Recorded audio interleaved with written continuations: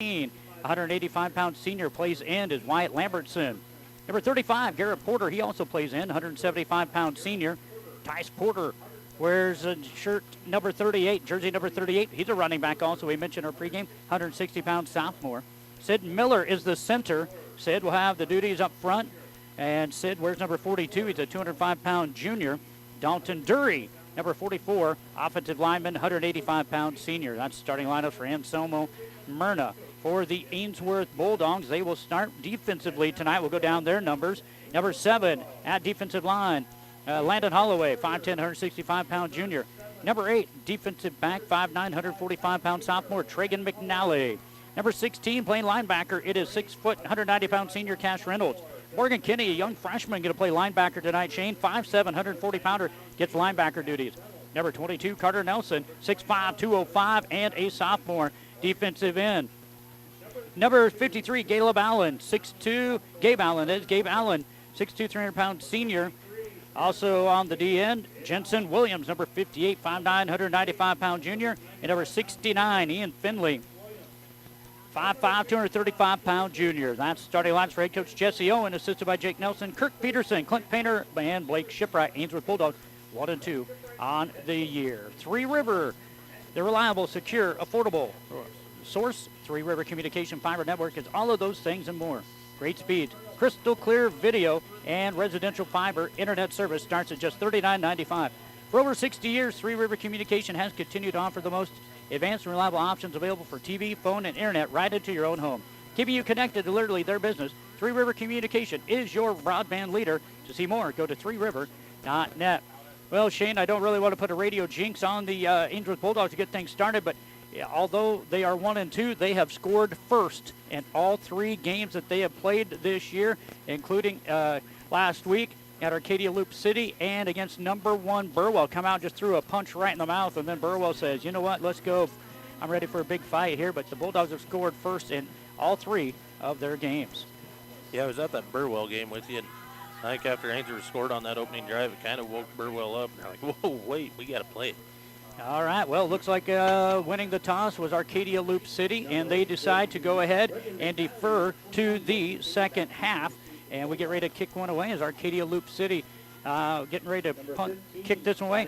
Wyatt Lambertson going to get the kicking duties here for the Coyotes. And it's going to be a short kick, hit about the 15, picked up by McNally about the 12, looking for some blocking. He's going way right, and he's going to be tripped up. He gains 0 yards on the return. He ran about 30 yards straight right, and that's it. No return on that kickoff.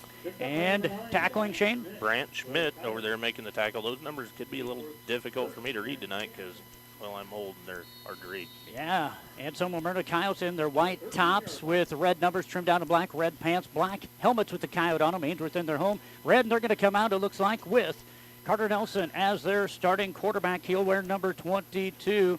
He has a couple backs off to his left side, including, we might have a penalty to get things going. Number 34, Jacob Hell, going to be in the backfield, as well as Cash Reynolds in the backfield there.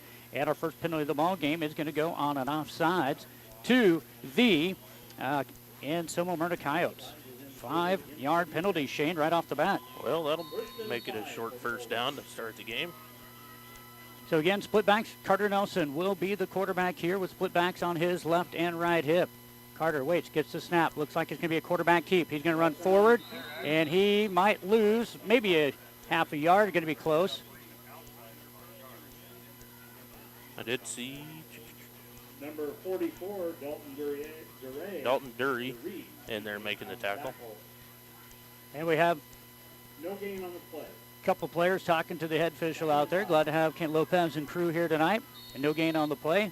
So that is going to be the first carry of the ball game. Going to go into the hands of Carter Nelson. And Nelson will bring up his team at 2nd down and 5. Same formation here. Split to the right is McNally. Off to left is Furno. Nelson looking to run. And he's going to get hit 2 yards behind the line of scrimmage. So they move Cash Reynolds to the backfield. But the front line up front is going to have to do some pounding up there. As running in the play will be number 34 for Ainsworth. Again, that is going to be, sorry about that, folks, Jacob Helm. Wyatt Lambertson was the one over there making the tackle. It's actually going to be a loss of 1 for Nelson, and that's going to bring up a third down. We'll call it 6 here. Third down and 6. We'll see. Nelson does have a gun. He can throw the ball a long ways. He's looking. He has McNally wide open, and he catches it for a first down. And McNally is lit up at about the 29-yard line, but that's going to go all the way from the 17 to the 29. Quentin Myers laying a big hit on McNally there. Yeah, that is going to pick up 12 yards on the pass from Nelson to McNally, and McNally has his first catch. He's now over 200 yards receiving on the year. Brings up a first down to 10. Ainsworth has their first down of the ball game. Nelson can go back to throw. He's getting hurried and rushed. He's going to step out of bounds, and he'll throw it away, but he did step out of bounds first. And it looks like maybe going to be a loss of 1. 3 carries for minus 2 yards now.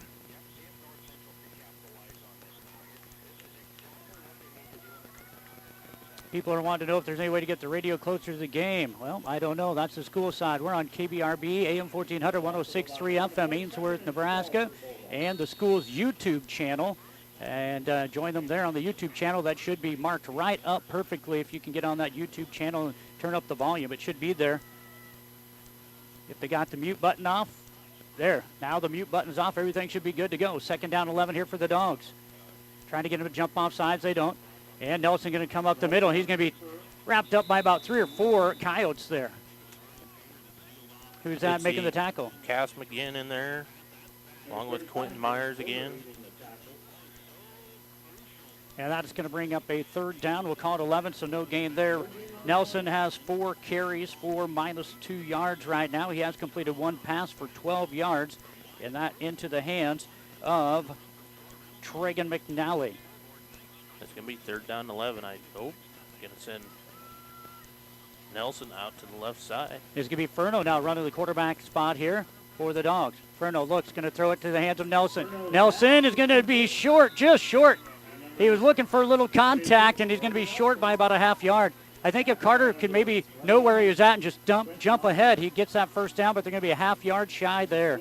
Going to be a 10-yard pass by Furno, and it'll bring up a fourth down. Boy, that was close, Shane. It was fourth down and short. Looks like Ainsworth's going to take a timeout and see what they want to do here. Yeah, they just needed, if Carter could have just used his jumping ability maybe just to get that half a yard, but it'll bring up basically fourth and about a half a yard for the Bulldogs here. We're going to take a timeout with them here on KBRB Ainsworth, Nebraska. 9:16 to go in the first quarter. No score. Ainsworth has a fourth down and a yard when we return.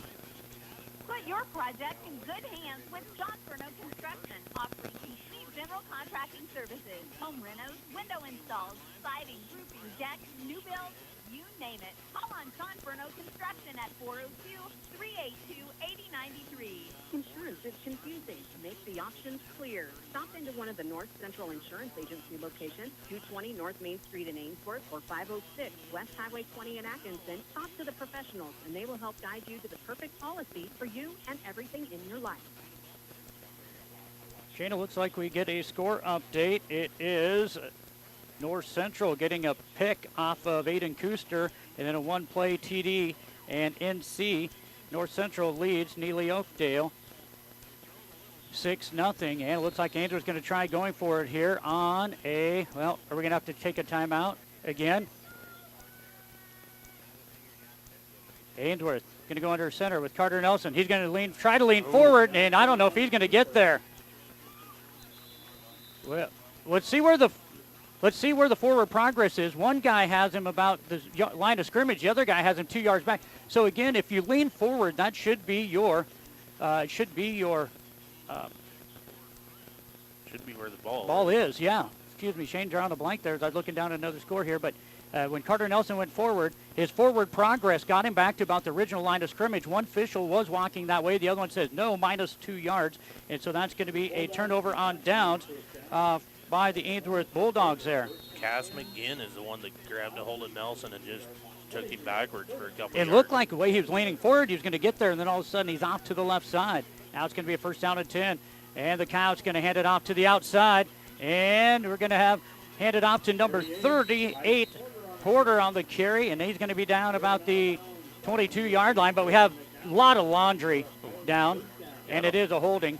That was McNally over there bringing him down. There is a flag on the play. Going to be holding on the offense here. Back him up 10 yards from the spot.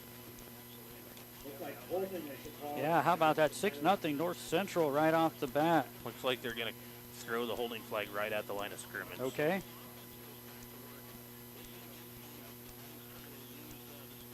Should back him up, give him first down at 20. So it'll be a first down and 20 here as that backs them back into their own territory now. Original line of scrimmage is the Ainsworth 37-yard line. This will be back at their own 34-yard line, maybe 33-yard line, it looks like now, Shane. And that's going to be 2 penalties for 15 yards. And now they're going to hand this one off left side. It's going to be a no-brainer. And that is going to be Schmidt going in. Actually, that's number 5, Carter Johnson, going all the way from the Ainsworth 33.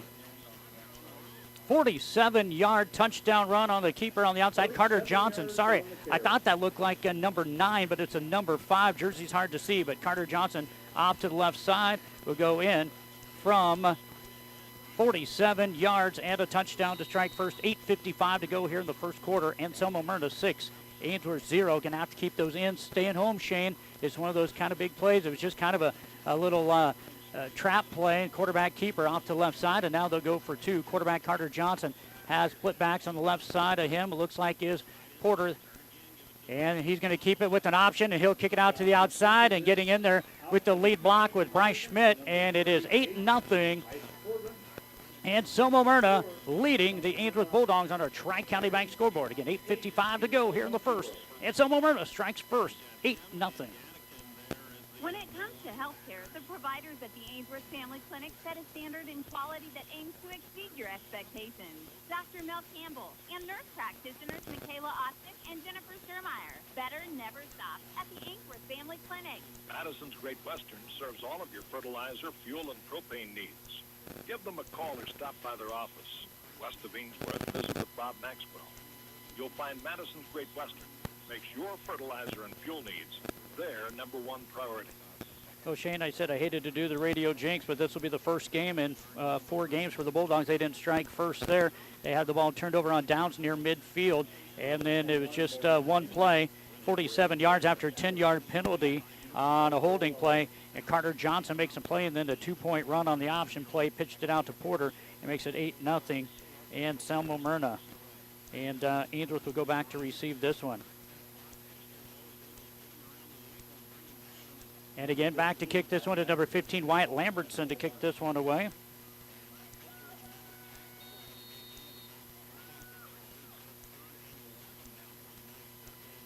And this one is going to be into the hands of McNally. He's coming up the right side. He'll get towards the out-of-bounds side quickly out there.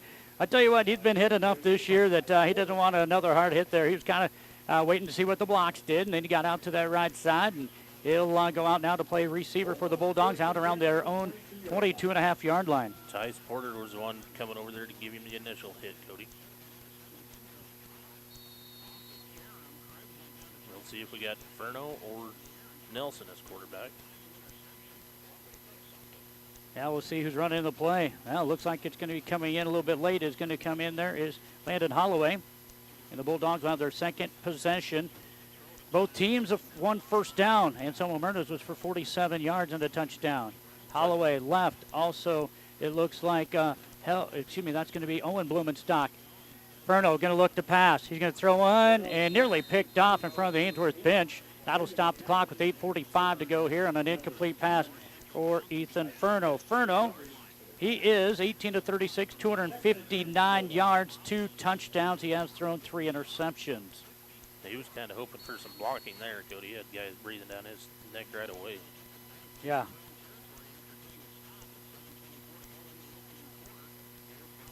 Here comes a second down to 10 for Ainsworth. Getting clock stopped on the incomplete pass here. They're going to keep Furno in at quarterback now after trying Carter Nelson. And we're going to get a jump again on the defense. Getting a little antsy with number 42. Sid Miller, that's the second time he's jumped in there early. So that's going to be 3 penalties now for 20 yards for the Anselmo-Merna Coyotes. But again, they have the lead. 8-0, 8:45 to go here in this first quarter. Carter Nelson and Tragan McNally. Split to the right side. To the left will be Morgan Kinney as well as Holloway. Ferno looks, quick hitter to McNally. In his hands and out. Incomplete. That's not on the quarterback there. I tell you what, some footsteps coming, and it's going to be incomplete. Going to bring up 3rd down and 5.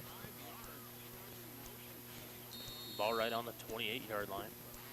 Boy, a lot of youngsters. Ainsworth just 2 seniors on the roster for tonight. Gabe Allen, he'll play a little bit of defense, and then Cash Reynolds. So, yeah, 1 senior out there on offense for the Bulldogs. He's playing out at that offensive line position. Butch Gucci, the center, youngster out there as a sophomore. I formation for the Bulldogs. Ferno, high snap, looks on the give and go. He had Blumenstock, and now we got a holding penalty in the backfield. This pass is going to be nearly caught by number 5, Owen Blumenstock, but a holding in the back right there, trying to keep Ferno there. They gave him plenty of time to throw that one. And again, he throws a really high ball to get it down that field, and it's going to be a holding on the Bulldogs. Clear back behind, oh my, how about 10 yards behind the line of scrimmage? Butch is picking up the flag. Yeah, he might He's want to like, leave that way. yeah, that's what the official just said. He's like, yeah, you want to go there. So it's either going to be 4th down and 5 or a holding and a 3rd down and a bunch. Oh, they're going to decline the penalty, make it 4th down and 5. Yeah, they are. But again, Shane, right there, I think Ferno had at least 6-7 seconds to throw that one, but he had to throw it so high to get it so far, and the Bulldogs will now have to punt. We got, is that Kinney back there to punt? Yeah, Cole Swanson will come in. It is number 21, Kinney. Of course, Caleb Allen does everything for the Bulldogs, including punt, and this is a high kick. It's going to come into the Coyotes' hands, and it drops it, and I can't see who it is back there. And then Cash Reynolds is blindsided on the backside there. And there's some extra, yeah. Going to have your head on a swivel tonight. It's number 21, Quentin Myers. He's kind of blindsided Cash there. And teammate, a youngster, and Owen Blumenstock, just a freshman, says, you don't do that to my senior captain here, bud. Gave him a little extra shove, but officials say play on. But again, bobbling the ball, but Ainsworth unable to get down there in time. And it'll be a 1st down and 10 here for the Coyotes. Shane, you can see why they've outscored opponents 204-6 right now. Just been one play and a hit or go. They are a handy team. Johnson, the quarterback, has split on the left side. Schmidt, right side is Tice Porter. Quarterback kept it last time. This time he'll hand it off up the middle. Ainsworth makes a nice tackle there. And it looks like he's going to pick up about 2 yards. Going to be a 2nd down and 8 from the 29-yard line of the Coyotes. I'm going to say Cash Reynolds on the tackle. Couldn't tell over there, but that's what the announcer said. Yeah, that's what the announcer said. It's hard to see back there. I love being up here, though, on a cold night. This is going to be a perfect spot. And again, that one was, I believe, Schmidt with the carry there, Bryce Schmidt. And that'll bring up a 2nd down and 8. Schmidt on the left hip of the quarterback. On the right side is Tice Porter. Tight ends here. They're going to go ahead and hand it out to Porter. He's on the outside. He gets past one guy, breaks through another guy, gets past another guy, and a couple youngsters will make a tackle down about the Ainsworth 21-yard line. And it's going to be a 1st down for the Coyotes. McNally and Kinney over there making the tackle. Probably 2 of the fastest kids you'll see out here tonight. 24 yards on that one.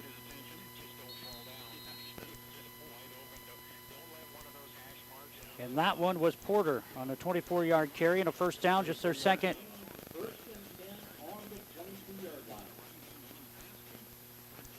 It's going to be a 1st down and 10 here for the Coyotes of Anselmo-Merna on the Ainsworth 22-yard line. Ainsworth linebackers playing right up behind the line. Kind of like to see them get back a little bit. And off to the right side. Getting outside inside the 5-yard line is going to be Bryce Schmidt.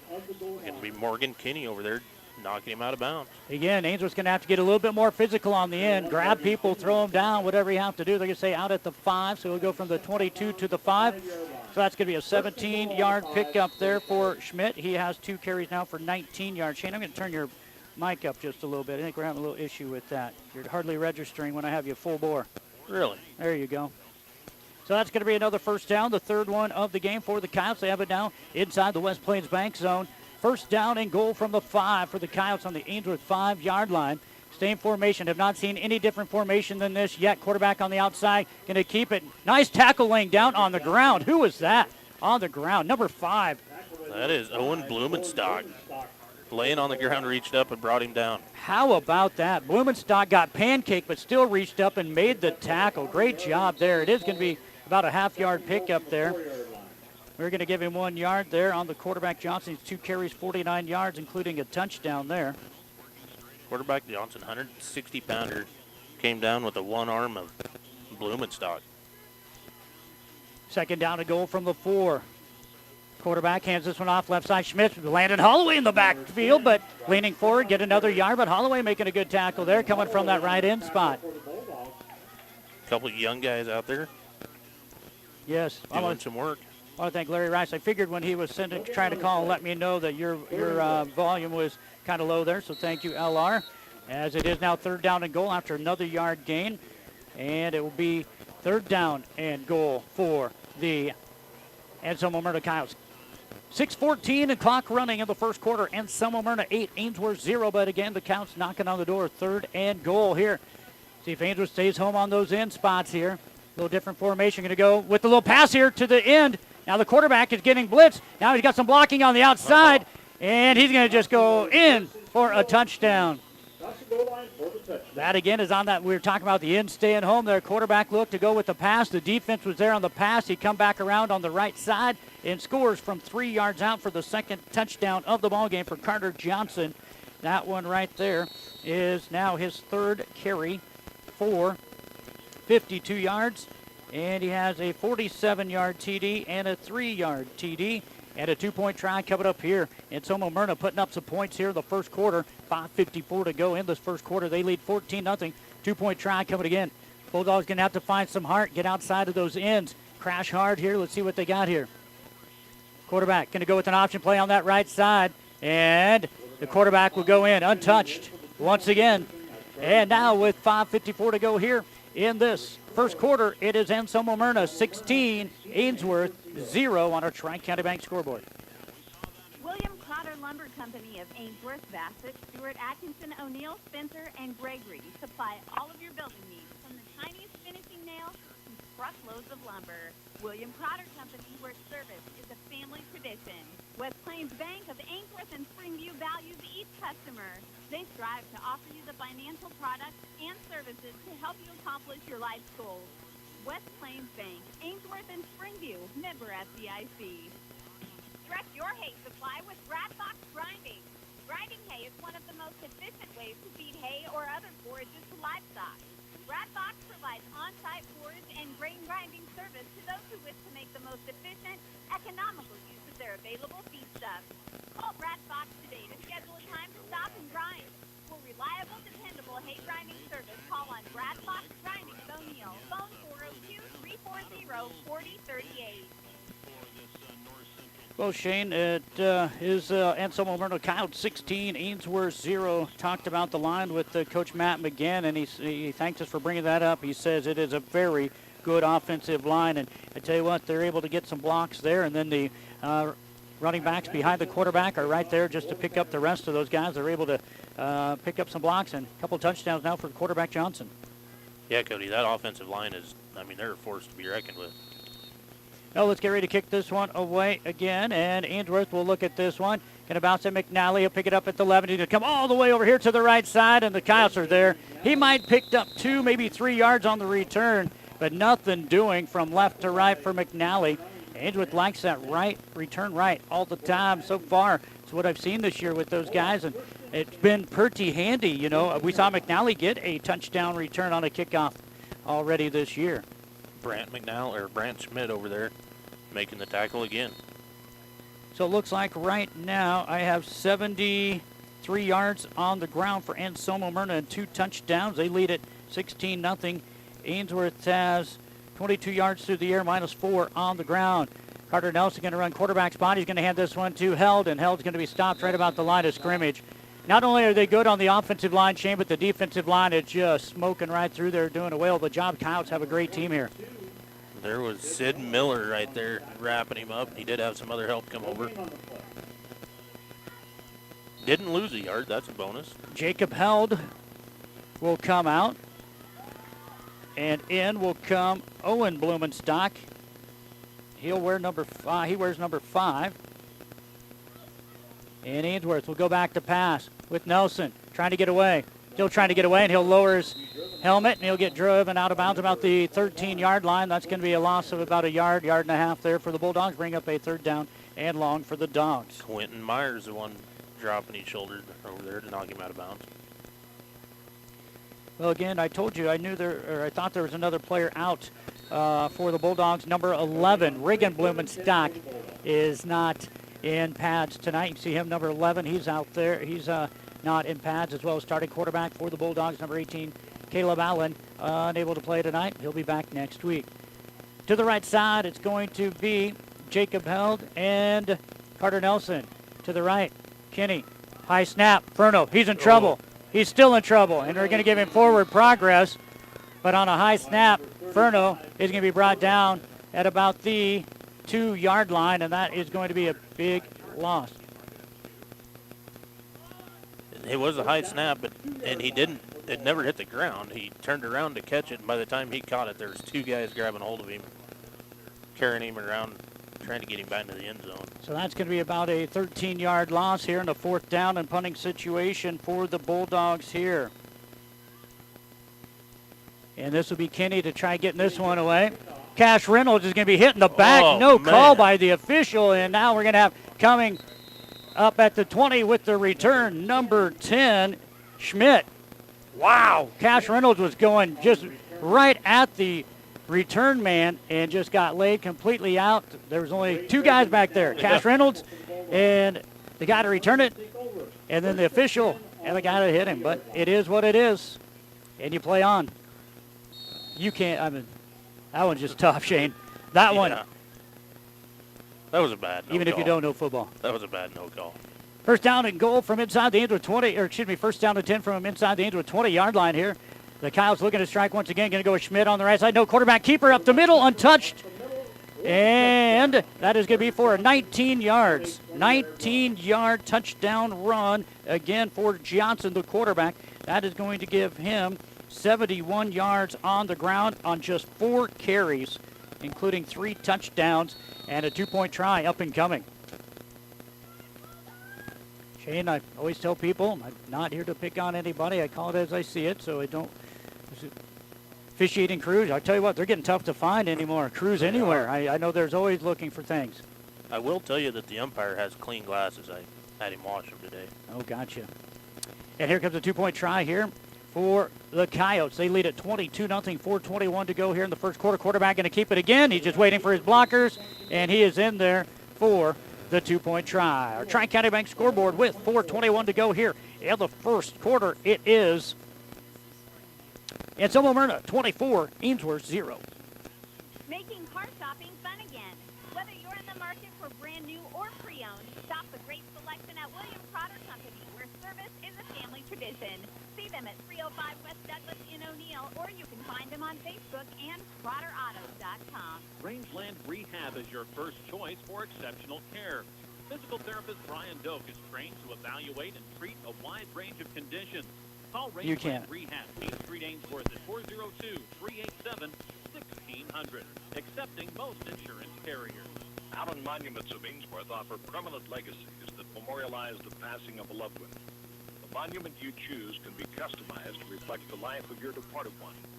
Serving you with dignity, Allen Monuments of Ainsworth. Three River Telecommunications strives to better serve their customers of north central Nebraska with the latest telecommunications technologies, local and long distance, DSL, and digital HDTV.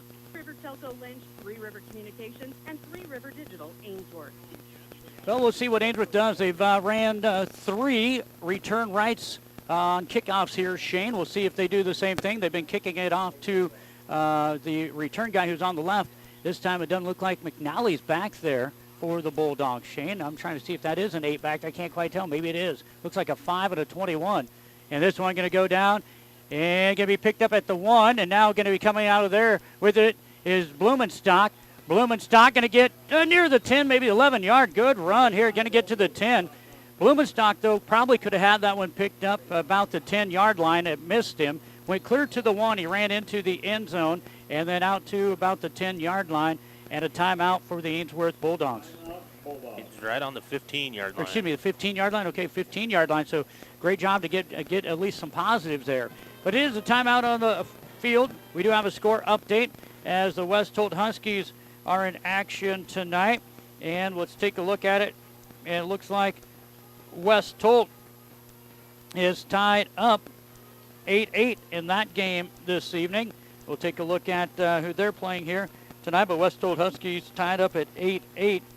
And Shane, this one right now, the Bulldogs going to have to find a little bit of offense here. And again, you know, you're missing a starting running back in Blumenstock and a starting quarterback in Caleb Allen. And the Bulldogs are just trying to fight to find some offense here on a 3-0 team that has only allowed 6 points all year long. I think a lot of it's going to have to start with the offensive line for the Bulldogs. They're going to have to figure out how to create holes for their running backs to get through and create some time for their quarterback and receivers.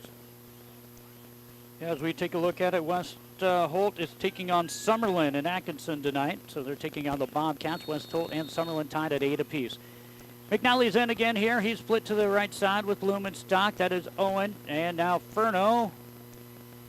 He was going out to play receiver. Now he's coming back in to play quarterback with in the backfield. Jacob Held behind him. High snap again. Hits Furno. And he's going to be brought down at about the 11. Down to number 35, Garrett Porter. Garrett Porter over Actually, there the coming 6. after him quick. That ball gets back there quick. And they're going to give him a couple of extra yards here. Furno gets up slow. He's going to go to about the 8-yard line. So that's going to be a 7-yard loss for Furno. Butch is going to have to get that snap down a little bit. He doesn't have Nelson back there all the time. So that's going to be now Furno 2 carries for minus 20 yards here. Furno might need, I was going to say either that or step back just a little bit. He's pretty close. He's stepping back here. Back to pass is Furno. He's going to throw this to Morgan Kinney. Morgan Kinney is going to be brought down out of bounds at about the 12-yard line. I'll bring up a 3rd down. That is Wyatt Lambertson over there making the tackle. I've called his name a few times tonight. So it looks like from about the 8 to the 12. 4-yard pickup there. And Furno now has 2 for 4 completion rate. 2 for 4 for 14 yards. Morgan Kinney, the young freshman, Kenny's going to come out when Held runs into play. picks up his first catch for 4 yards. 3rd down and about a dozen. Carter Nelson split out to the left. They have their best defender on him. Going to throw this one. Oh! And there's a pass. There it is, pass yep. Interference. Both officials throw that one. You got to when he gets pushed about 3 yards away from the ball. And it would have been incomplete. It would have been probably incomplete, but a chance for the running back to pick that one up. And 3 flags. I'm not sure if all 3 are for pass interference or not. If it is, it should be enough for a first down because it comes from the line of scrimmage.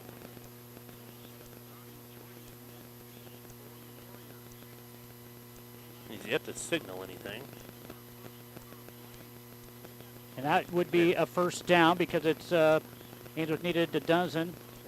It is pass interference. The Coyotes, Shane, have 4 penalties now for 35 yards. That's about the only bad thing they've got going for him at this point. Well, that's the thing is that one, I mean, it was catchable, don't get me wrong, but I don't think it was going to be caught in bounds. Right. And it brings up first down to 10. The Bulldogs have it on their own 28-yard line now. Now, something going. You're going to hand this one up. No, going to go back to pass. Furno going to throw this one, and it's going to be short of the intended target, Tragan McNally. Boy, I tell you what, they have really given Trey McNally some space. His defensive back was about 10 yards off of him that play, but then with the defensive front coming through as quickly as they did, Shane, again, Furno was unable to make a good pass there, and it goes incomplete. Yeah, Furno just, with no time back there, he's starting to scramble about as quick as he gets the ball, trying to find somebody open. And it looks like Neely leads after 1 quarter of play over North Central Knights. 12-6 Neely. Ainsworth his 2nd down and 10 here. Man in motion. High snap. Clear back to about the 15. Yeah. We'll see if it is going to be called before the snap or not. We'll find out as a penalty. Shane, you'll watch that for us, if you will. I will watch. I'm trying to count back yardage. 5, 10. That'd be a 14-yard loss. Illegal shift. Illegal shift on the Bulldogs. Illegal shift against the Bulldogs. So that should delegate the play, right? Yeah, I'm not for sure. Oh, gonna be. It says illegal shift on the Bulldogs, and It they'll was decline it. So that'll be a loss, as I mentioned. 14 yards for the Bulldogs, and the bad thing, guess who that goes to? That goes to the quarterback. He's not getting too many yards tonight. Minus 34 because of bad snapping. And here comes Coach Owens going to say, no, that's got to be at the line of scrimmage. And so they're going to talk this one over.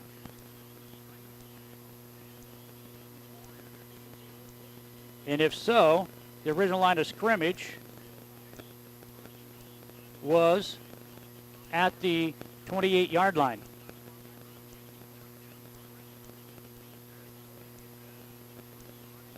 So from there, back 5, if they want to accept the penalty.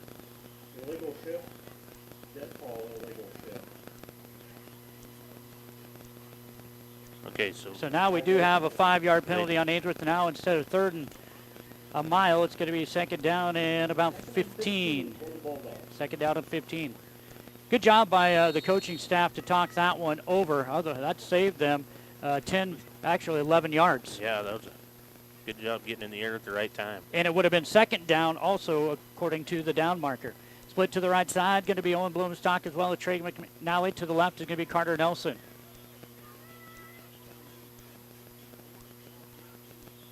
Waiting for the snap back for the Bulldogs. Furno, here comes the blitz. He's going to throw it way short of a wide open Tragan McNally.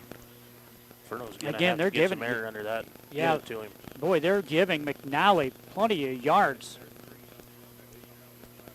So that's going to be a 3rd down now and 15 for the Bulldogs. Another incomplete pass, and the clock again stops on the incomplete pass. 3:03 to go. Shane, tell us a little bit about what you're seeing defensively. What a great defensive front for the Anselmo-Merna Coyotes. Yeah, Cody, they're putting 2 guys on the line, a couple backs coming up there close, but, I mean, they're just blowing through the Ainsworth offensive line. So this brings up a 3rd down and 15. Ainsworth needs to push forward. Only have 2 guys on the line. Now going to bring a stun on the right side. High snap again. Furno hits it at about the 14-yard line. And that is a 10-yard loss for the Bulldogs right there, Shane. And that possession now it's going to be credited quarterback minus 44 yards. Either going to have to get the hands up quicker or take another step back. The 2 guys are going to have to work it out. You can say Butch needs to snap it a little bit lower, but also if you're having that issue, take another step back if need be. Furno will get ready to punt this one. He'll stand about his own 3-yard line. I believe back there is that Johnson, number 5, back there to return this one. High snap again. This one going to be kicked away, and it's going to be shanked off the foot of the 35-yard line, off of the foot of Furno to about the 35-yard line. I thought maybe I saw some contact back there, but I don't see any laundry on the field. Yeah, might have should have sold that one a little bit. But again, another punt for the Bulldogs, and it has it 1st down and 10 for the Coyotes on their own 35-yard line. Yeah, another short field for the Coyotes.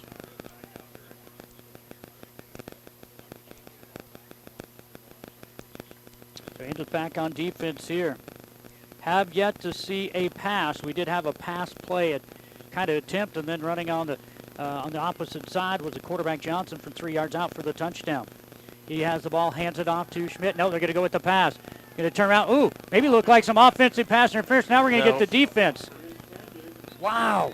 Offense was pushing off. Yeah, but they didn't call. They're not going to call the offensive pass interference. But we do have a flag out here about the 33-yard line also. The head linesman, he's standing at the 33. Let's see what he calls. He's going to pick his up over there.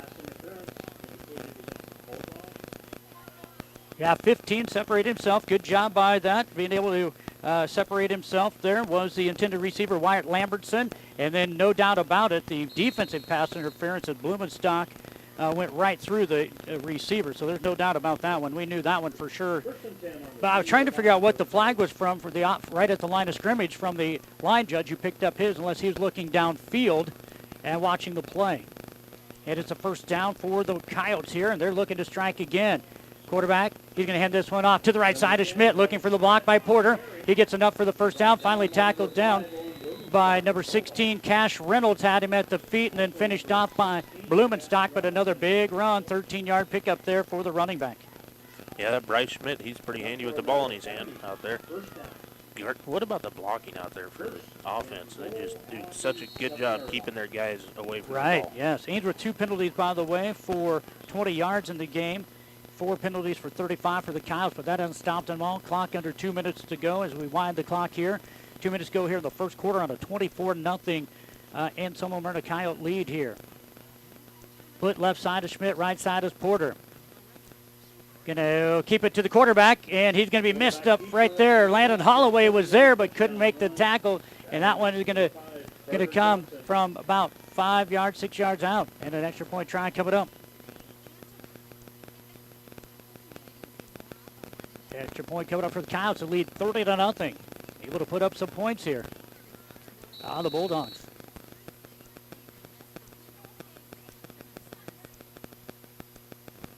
So 2-point try. They've been successful on all of them here. See if big Gabe Allen can push through here. High snap, going to go off to the left side, and the quarterback is going to be into the end zone, but we get a flag on the play on a 2-point try.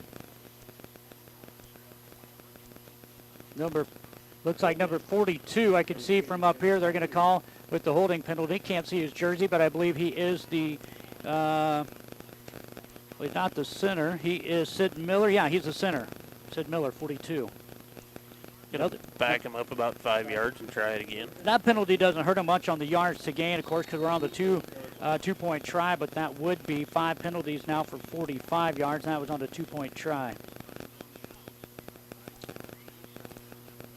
Of course, on our yards to gain, Shane will have 35 yards of offense to take off for the Coyotes, as they've had some penalties. Actually, only 25 because they've jumped twice. 10 on defense. Quarterback going to roll out the pass. Great coverage. Going to throw in the middle, and it through the hands of the intended receiver. Porter unable to bring that one in. Garrett, 175-pound senior in. Garrett Porter can't bring that one in. But Shane, with a minute 40 to go in the first quarter, our Tri-County Bank scoreboard, Anselmo-Merna Coyotes 30, Ainsworth Bulldogs 0. Gary's Electric in Ainsworth specializes in farm and ranch wiring, whether it be new installation or service on existing electrical equipment. When you need an electrical job done and you want it done right, call Gary's Electric in Ainsworth. Maintain and enhance a beautiful lawn with Paulson's Lawn Service of Ainsworth. Jerry and Norma Paulson. Mowing, lawn cleanup, power raking, aerating, fertilizing, and spraying. They provide free estimates, references gladly given. Paulson's Lawn Service of Ainsworth. Country Fabrics and Crafts of Valentine, specialized in baby lock and simplicity sewing machines and sergers. For fabric, notion, thread, yarn, zippers, trim, and patterns. Head to Country Fabrics and Crafts in Valentine. Well, Shane, thanks for keeping some stats for us here tonight. They've only had one really offensive penalty. One was a 10-yarder on a 2-point try there where it just went incomplete. The other one was a 10-yard holding penalty. The other ones were two offsides and then a pass interference. So they have 25 yards in defensive penalties, and you could call it 20 yards in offensive penalties, but only 10 of them is going to hurt their yards to gain. Get ready to kick this one away again is number 15, and that is Wyatt Lambertson. And Lambertson is going to kick this one in, and it's going to be Blumenstock with it at the 15, looking at the 20, looking for a block. He's moving his feet. Hey, what a great run by that youngster. He wasn't going to let anybody come in and try to tackle him. He's going to run straight ahead, and he's going to pick up what looks to be about 13 yards on the return. And it took Owen Wright and Wyatt Lambertson to get him out of bounds. Yeah, Owen Blumenstock checking in as a 5'11", 143-pound freshman. Basically, he said, you know what, you're going to have to hit me to bring me down. I'm not going to run towards that out-of-bounds line. He did a great job there for the young freshman. Again, just one senior for the Bulldogs on the offensive set here, and he's going to be in the backfield here on the right side of Carter Nelson's hip. On the left side will be the freshman we just mentioned, Owen Blumenstock. New center in, it looks like Gabe Allen. If that's, Gabe Allen going to be in there, he'll hand it, snap it back. Carter looking for some help. He is going to be smoked in the backfield back. We'll see if they give him a yard to gain. How about the Sid Miller and Wyatt Lambertson again back there? Going to go back to about the 19-yard line. That's going to be an 8-yard loss for Carter Nelson.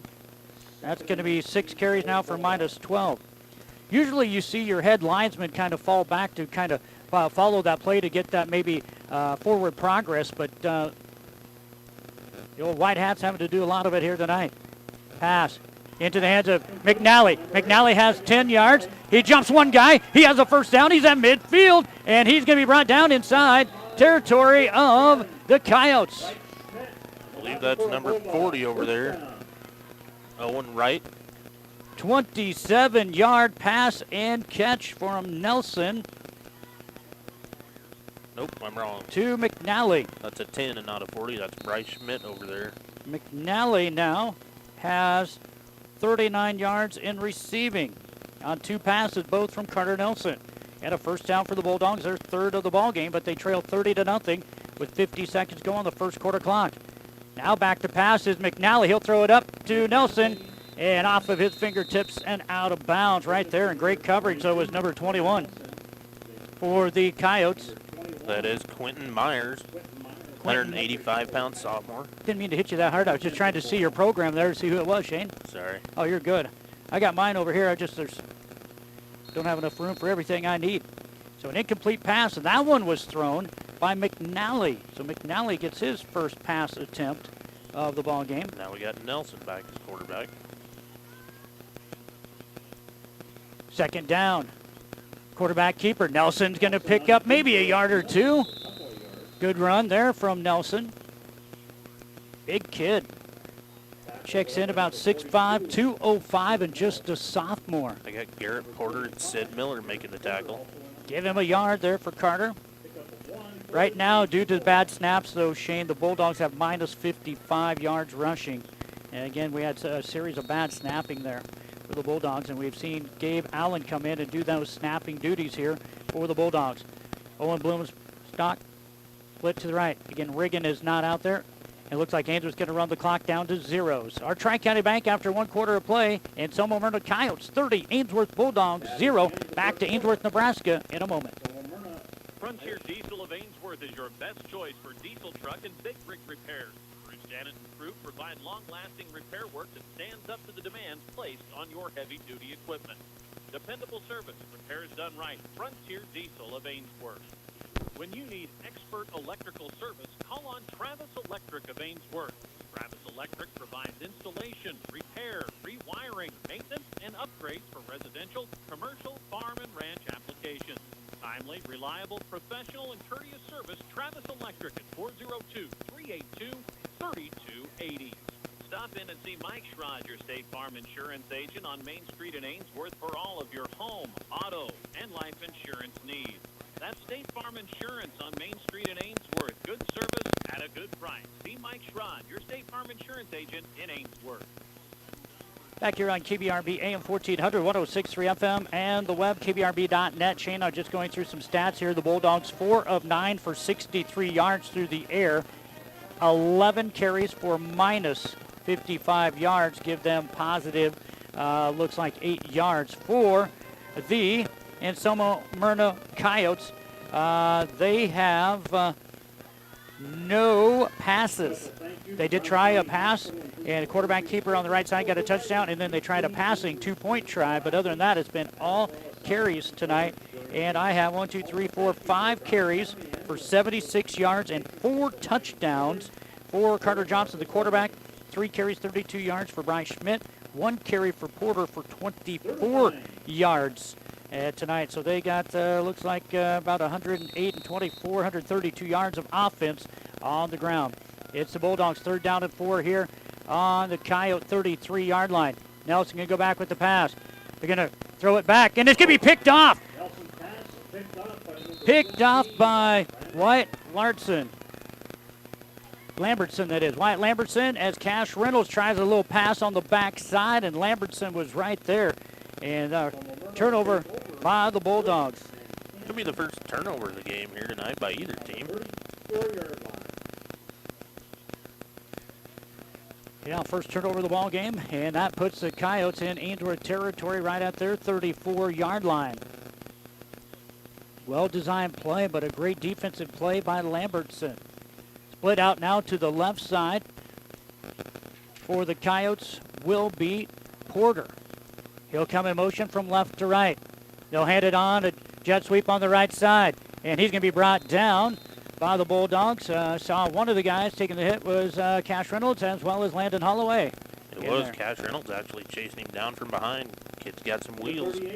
Looks like that's going to be a pickup of about 4 yards. We'll give it to him. Porter now 2 carries in the ball game for 28 yards. That'll bring up a second down.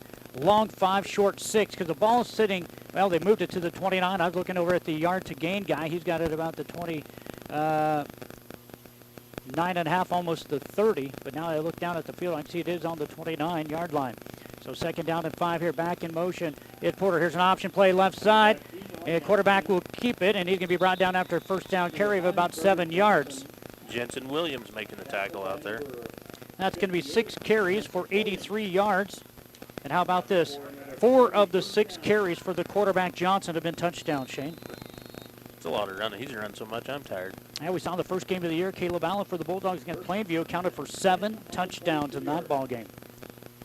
Johnson getting the play from Coach Matt McGinn. His team can put up some points, and right now it's been all offensive and defensive line doing a lot of the damage for the Coyotes against the Bulldogs. Ball in at the 22 of the Bulldogs. Coyotes again looking to strike again, this time pistol formation. Going to send in motion again, Porter. They're going to go with the option back on the opposite side of the field, and it's going to be Johnson going to be brought down at about the 2 or 3 yard line. There's Cash Reynolds again, chasing him down. Yeah, linebacker have to catch him down about the 3 yard line. So that's going to be a 19-yard carry. Looks like the ball's going to be on the 3 yard line. Yeah, so that's going to be a 19-yard pickup there. That's going to be 102 yards of offense on the ground for Johnson, as we mentioned. Johnson can run the ball. He had 331 yards on 37 carries coming into tonight, averaging 8.9 yards per carry and 6 touchdowns. As a team, the Coyotes have 22 rushing touchdowns, and they're inside the West Plains Bank zone. Once again, first and goal from the 3. Going to hand this one off to the right side, and Schmidt is just going to power right through the Bulldogs and in for a touchdown, but not too soon, my friend. We have a flag on the field, and it's going to be a holding at about the 3 yard line. Sometimes you're able to get in that easy because of a certain reason, and that one is a 10-yard penalty, and that now is going to be 6 penalties for 55 yards for the Coyotes. They only mark up 5 yards? Yeah, They only went back, they only went back 5 yards. That's a holding. That should be 10 yards.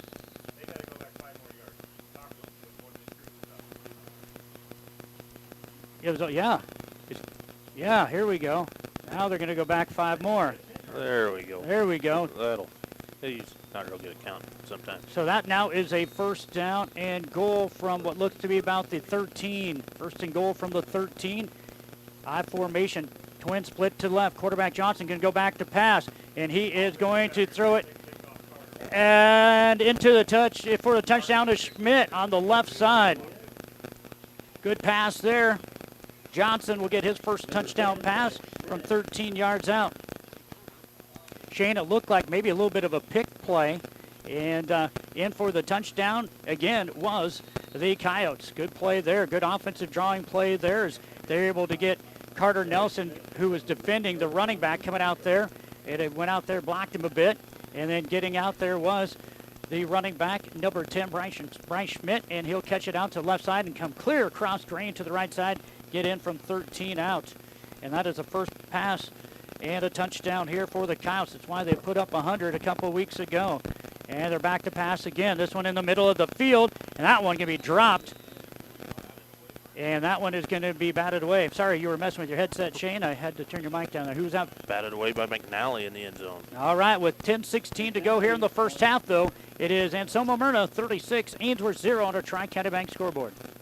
For quick, efficient hauling, call on Paddock Trucking. Cattle pots, tankers, and flatbed trailers are all available. Short haul, long haul, experienced drivers, on-time performance. Call on Paddock Trucking. Andrew Paddock, phone 2134. Everything for your building needs is available from Century Lumber in Ainsworth. Whether you are starting from scratch, remodeling, or just doing a little maintenance, the necessary supplies are waiting for you at Century Lumber on Main Street in Ainsworth. Providing a pulse in Ainsworth and the surrounding area, the Brown County Hospital ensures our rural area stays healthy by offering emergency services, primary care services, and physician services right here at home. The Brown County Hospital, quality in community health care. Well, the Coyotes strike once again. Shane, that time it was through the air on a great design play for the Coyotes. Send some guys out, make some good blocks, and then throw it out to your running back, and he has a lot of room to score, as that is going to be Schmidt's second receiving touchdown of the year. And the Coyotes will kick this one away, and this one is going to hit Blumenstock at the 10. He'll pick it up at the 15, trying to get out to the right side, and he's going to be brought down about the 20 or 21-yard line here. And with 10:09 to go here in the first, Ainsworth trying to get some positives here in the first half here on a depleted team that has two starters that are not playing here tonight. I never could see for sure who made the tackle over there. I believe it was Brant Schmidt, but I could be wrong. Clear on that far side.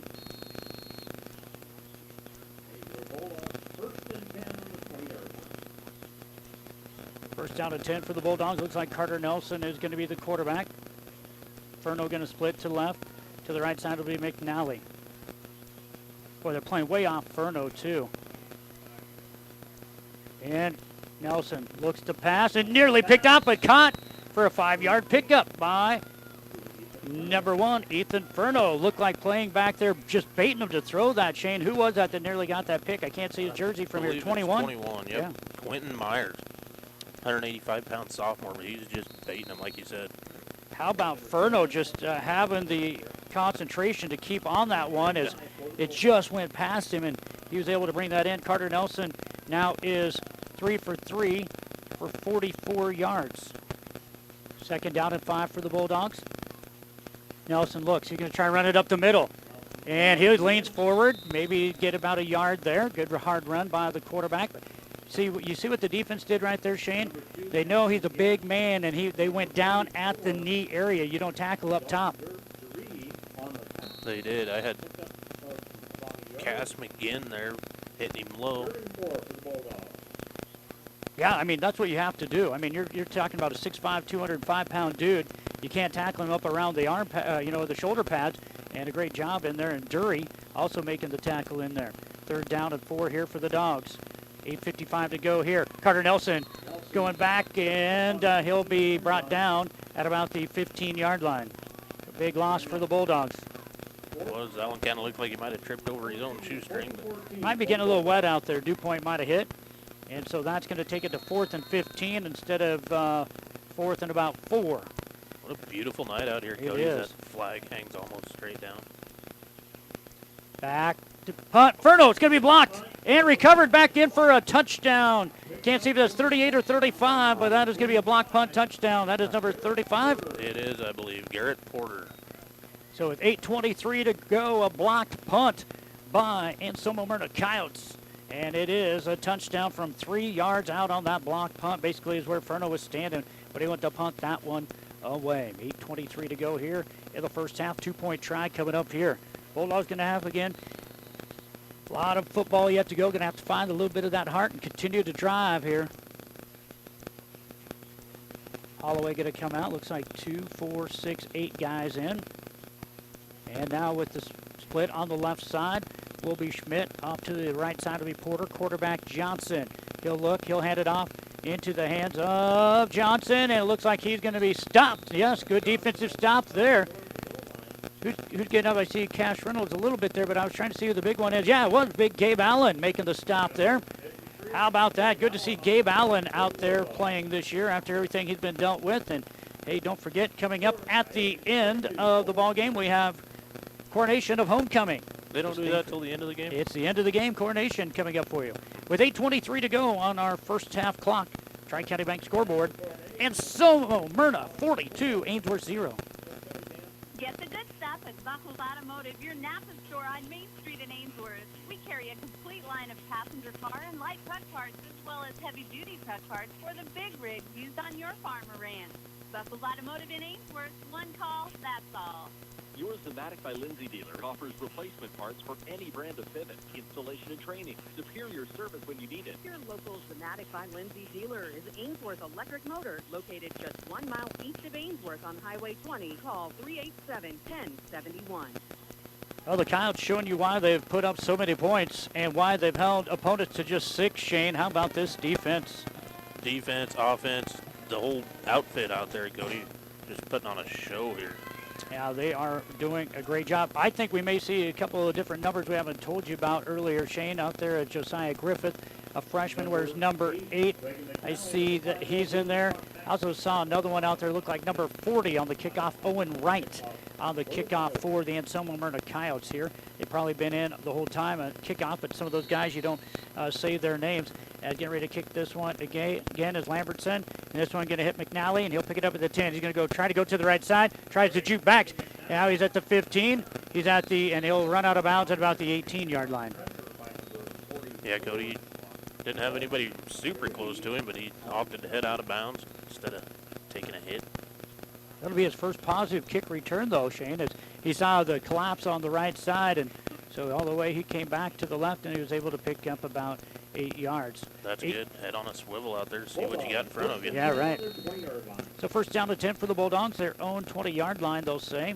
He'll pick up 10 on the return. Does McNally as he went out of bounds at the 20, not the 18. Carter Nelson will get the play from Coach Owen, and he'll come in. Boy, take a look at the young squad out there, other than Gabe Allen coming in to play center now after some mishaps earlier. Gabe's wanting to know where the guy in his left went to. They're going to get ready to go back to pass on this one. McNally's going to be open, and there's going to be a pass interference. Yeah, here comes 3 flags, and McNally was, boy, triple teamed. He was, as he got hit about midfield on an intended pass, and that'll be a first down for the Bulldogs. That is going to be their 4th first down. It looked good all the way, too, Cody. Just about 3 guys trying to get him before he got the ball. So when we get ready to take a look at some keys of the second half for the Anselmo-Merna Coyotes, going to have to clean up those penalties. That is the second pass interference call, Shane. They now have 7 penalties for 70 yards. I'm going to go out on a limb and say that's like an average of 10 yards of penalty. Not too bad. First down to 10 for the Bulldogs on their own 35-yard line. And we're going to get... There's another 5. I just sit there and let it do that. Every time that they went with that hard count, they've jumped. There's another one. 8 penalties now for 75 yards for the Coyotes. But again, Shane, you have the lead 42-0. You just got to be a little bit more disciplined. I think they're just so hungry to make that tackle. Just a very intense team. Yeah, very intense, yeah. Going to hand this one off, and this is going to be, I thought maybe Cash Reynolds with the carry. It is, and he's going to be ate up big time. Hit him right away and low. Wyatt Lambertson. Yeah. Well, right, it turns around. Number 35 is who it was, wasn't it? Garrett Porter, too. It's hard to about see. 4 of them. Yeah. Carter Johnson, I think he was in there. Yeah. Going to give him a little bit of forward progress there for Cash Reynolds. Cash been playing lineman. And now he'll have 3 yards. Back to pass is Nelson. He'll throw this one to McNally and makes a great grab. Beautiful catch by McNally. Down around, looks like it's Coyote territory, down around the 36. So the Ainsworth will move it from their 39 down to the 36. Cass McGinn making the tackle there. 6-yard pickup there. 3rd down and 1. Yes, 3rd down and 1. Ainsworth having some luck going through the air with Nelson at the quarterback. Yeah, great catch, too. Oh, Ainsworth moved that time. Had them leaning, Ainsworth had them leaning, looked like maybe going to get that offside penalty, but on the outside, Jacob Helm just a little anxious himself, a youngster there, just a freshman out there, and that for the Bulldogs is going to be a penalty. Held 5'5", 140-pound freshman. He's played really tough here tonight. Ainsworth now 3 penalties for 25 yards, but now instead of 3 third down and about the length of the football. It's now 3rd down and 6 for the Bulldogs. Furno split to the left, to the right is going to be McNally. Nelson, back to pass. Oh, Furno was wide open for a second, missed him. Now he's going to look to run, and they're going to hit him really low. Tackle by number 21, Quentin Say the tackle over there is Quentin Myers. I can't see it. And that's going to be a loss of about 4 yards, as that's going to take it back to the Ainsworth 35-yard line. So Ainsworth had it 3rd down and about a football. Now it is 4th down and 10 for the Bulldogs here on that carry by Nelson. See Dalton Dury over here kind of stretching his legs a little bit. This one going to be kicked, and this one is going to go back to about the 13-yard line. 32-yard punt there by Furno, and it'll be 1st down and 10 for the Coyotes. A lot of time left here in this first quarter. First half. In the first half, 7:08 to go, Shane. What a ball game we got going on out here, Cody. Track, Beautiful meet, night. whatever you want to call it. Beautiful night. And again, one thing we need to check out also here is Morgan Kinney, number 21, who missed, I believe, last game, was not able to play. He's been on the sideline for the last couple of series for the Bulldogs with his helmet off. Yeah, and he was doing a good job out there. Quarterback Johnson going to keep it on the outside. He's going to be trying to outrun everybody. Can Held get him? He'll miss Held, and Cash Reynolds will catch him out of nowhere. But a big, big run.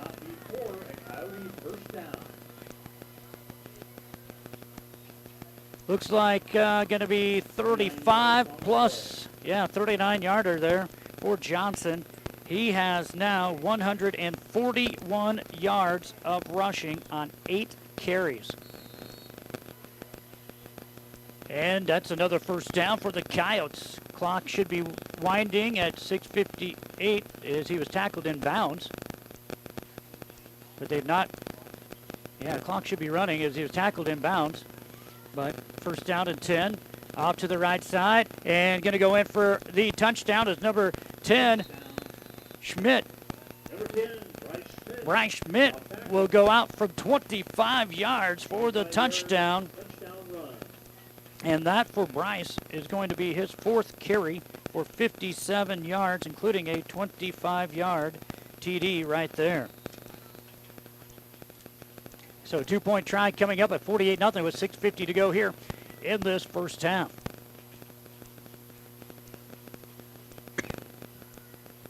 A couple guys going to be split out to the right. Looks like one of them is going to be Lambertson. The other one, Porter. Off to left, empty backfield. Quarterback will now send in motion Schmidt. Going to go with the option play, going to kick it out to him. He's looking for some blocking, and he'll go in for the 2-point try with 6:50 to go in the first half. Tri-County Bank. Anselmo-Merna 50, Ainsworth 0. Get your game on at Palmer Embroidery and Boutique. You can get your Bulldog gear here. Not just for students, we have all fans covered, including parents and grandparents. Bulldog Pride is kind of a really big deal at your locally owned hometown boutique on Main Street in Ainsworth. This is Dave Sears, Ag Loan Officer with Homestead Bank. The ag bankers at Homestead Bank understand the risks and rewards of farming and ranching. We can help you look ahead and plan for a season of success. Stop in or call to visit one of our experienced bankers today to start your journey. Homestead Bank, member FDIC.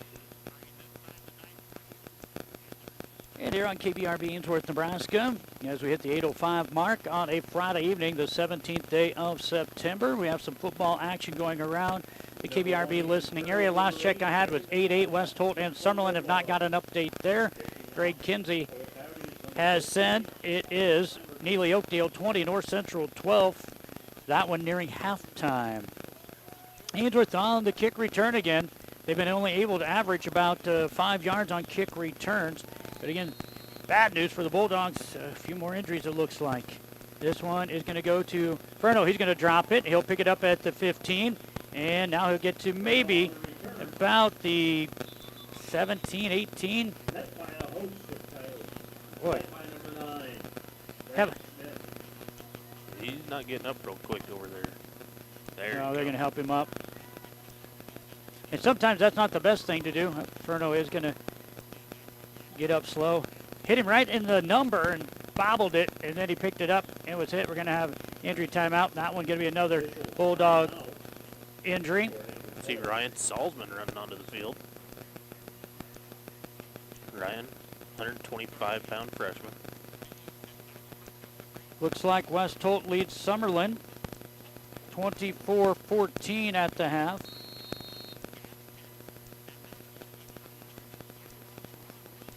Ainsworth has it. First down and 10. We'll call it their 16-yard line. Salzman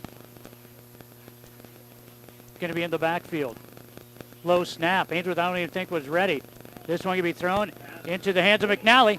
McNally has a first down, looking for some more, and he's going to be brought down to about the 34-yard line. He tried hurdling the guy, and he was caught in here. That was number 5. And we have a flag down at about the 6-yard line. Carter Johnson over there bringing him down. Personal foul, roughing the passer, tack on 15 more. I did not see it. I was watching the other end of the play. But So it should be completion down to the 34-yard line, tack on 15 from there, and Ainsworth will be in Coyote territory from the 16 down to the 34. see Cole Swanson coming onto the field. 18-yard pass there for Ainsworth, and Carter Nelson now has 5 passes for 68 yards, and McNally has caught 4 of Nelson's passes for 63 yards. Chain gang kind of catching up over there. Well, they left early, and then they had to go back and then come back again. Ainsworth can go back to pass. Nelson getting blitzed, and he's going to be sacked. That is number 42, Sid Miller. So from about the 30 with no... And so with no forward progress, it's going to be a loss of 13, and that's going to put Ainsworth all the way back to their 37-yard line. Wow. So look. Haven't seen Morgan Kinney in there for a long time. Yeah, that's what I just mentioned. I mentioned that right a little bit ago there. And this one can be handed off to Cash Reynolds, and he'll get a yard or two, or he's brought down by number 35. Garrett Porter. Porter making the tackle there. Going to move that ball up to the 38. So a yard run by Cash Reynolds. Reynolds now has 2 carries, and we're going to give him 4 yards on 2 carries. Bring up third down along, 5:10 to go here in the first half. All Anselmo-Merna 50-0. One through the air, rest on the ground except for a block punt. Nelson back to pass. He's being blitzed. He's looking, throws middle of the field. Berno's caught it. He's going to have the original line of scrimmage. Cut back. Oh, he had a chance to get the first down. And if he keeps going towards the out-of-bounds line, he gets it, but he tries cutting upfield, and he slips and falls down at the 21. But it will be a big pickup for the Bulldogs. And that's going to be a 26-yard pickup for the Bulldogs down to their own 21-yard line, it looks like unofficially. And a timeout for the Bulldogs with 4:38 to go here in the first half. 50-0. Anselmo-Merna leads Ainsworth on our Tri-County Bank scoreboard. Stop at Nelson Furniture today and check out the many styles and comfort of the Temper Sealy Posturepedic mattresses. Choose from traditional innerspring, optimum memory foam beds, or Sealy hybrid top innerspring, top memory foam mattresses. Many styles with a cool gel option to give a cool, comfortable night's rest. Come in today to select the perfect sleep system for you at Nelson Furniture, Main Street, Valentine. Visa, MasterCard, and Discover gladly accepted. Todd Flynn Law, PC LLC, with offices at 309 North Main Street in Ainsworth. When you need legal assistance and advice on personal and business concerns, contact Todd Flynn. Todd Flynn Law Office, 309 North Main Street in Ainsworth. Jones Salvage of Ainsworth, proud supporter of Bulldog Athletics, has new steel and windbreak steel available, tractors and vehicles, and pays competitive prices for scrap iron, vehicles, and farm machinery. Call Tom at 402-382-8004 or Willie at 402-382-8784. Ainsworth will hand it off to Carter Nelson on the keeper, and it's going to be enough for a first down. Give him a couple yards there for Carter Nelson for the Bulldogs. And Shane, the Bulldogs get a first down here. Hey, that's a bonus, especially being backed up that far. It was, what, third down and about a half a football field. And yeah, and Ainsworth has lost a lot of yards on the ground. But it is a Bulldog first down here. Tell you what, that's the first time I believe the Coyotes have not that have allowed a first down on a short run. Ainsworth's been able to pick them up on the big plays there. And that last one I said 26 actually was only 20 yards for McNally, but he's got now 83 yards on 5 receptions. Ainsworth inside the 20 at the 19. 4:03 to go. Going to go to McNally once again, looking for some blocking. He's running backwards, and he's trying to get away from some people. He runs backwards some more, and he's helicoptered in the air at about the 23. Wowzers. Number 9, Branch Schmidt. Oh, I believe we're going to maybe get a. Are we going to get an unsportsmanlike? I think you might. There's a little extracurriculars there. What do we got? He caught the ball at about the 20, was helicoptered back about the 23. Now they're moving it back to about the 23 and a half. And we're going to have a personal foul on Anselmo-Merna and a personal foul on Ainsworth, offsetting penalties. And that means nothing other than you cannot get another one or you can't play next week. But boy, I've seen McNally not able to get up from hits that were a little not as hard as that one. I mean, he helicoptered him. I didn't see who hit him. Did you, Shane? I did. It was number 9, Branch Schmidt. So that one's going to be actually -4. The pass was behind the line of scrimmage, so it's going to be -4 on the rushing side of things for McNally. And they'll bring up second and long. Furno going to pass. And through the hands of Carter Nelson, incomplete. Great coverage by the Coyotes there. It was. Quentin Myers right there on top of the play through the hands of Nelson. Furno has completed 2 passes, 2 for 7 for 14 yards. Third down and 14 for the Bulldogs. Clock stopped, 3:43 to go in the half.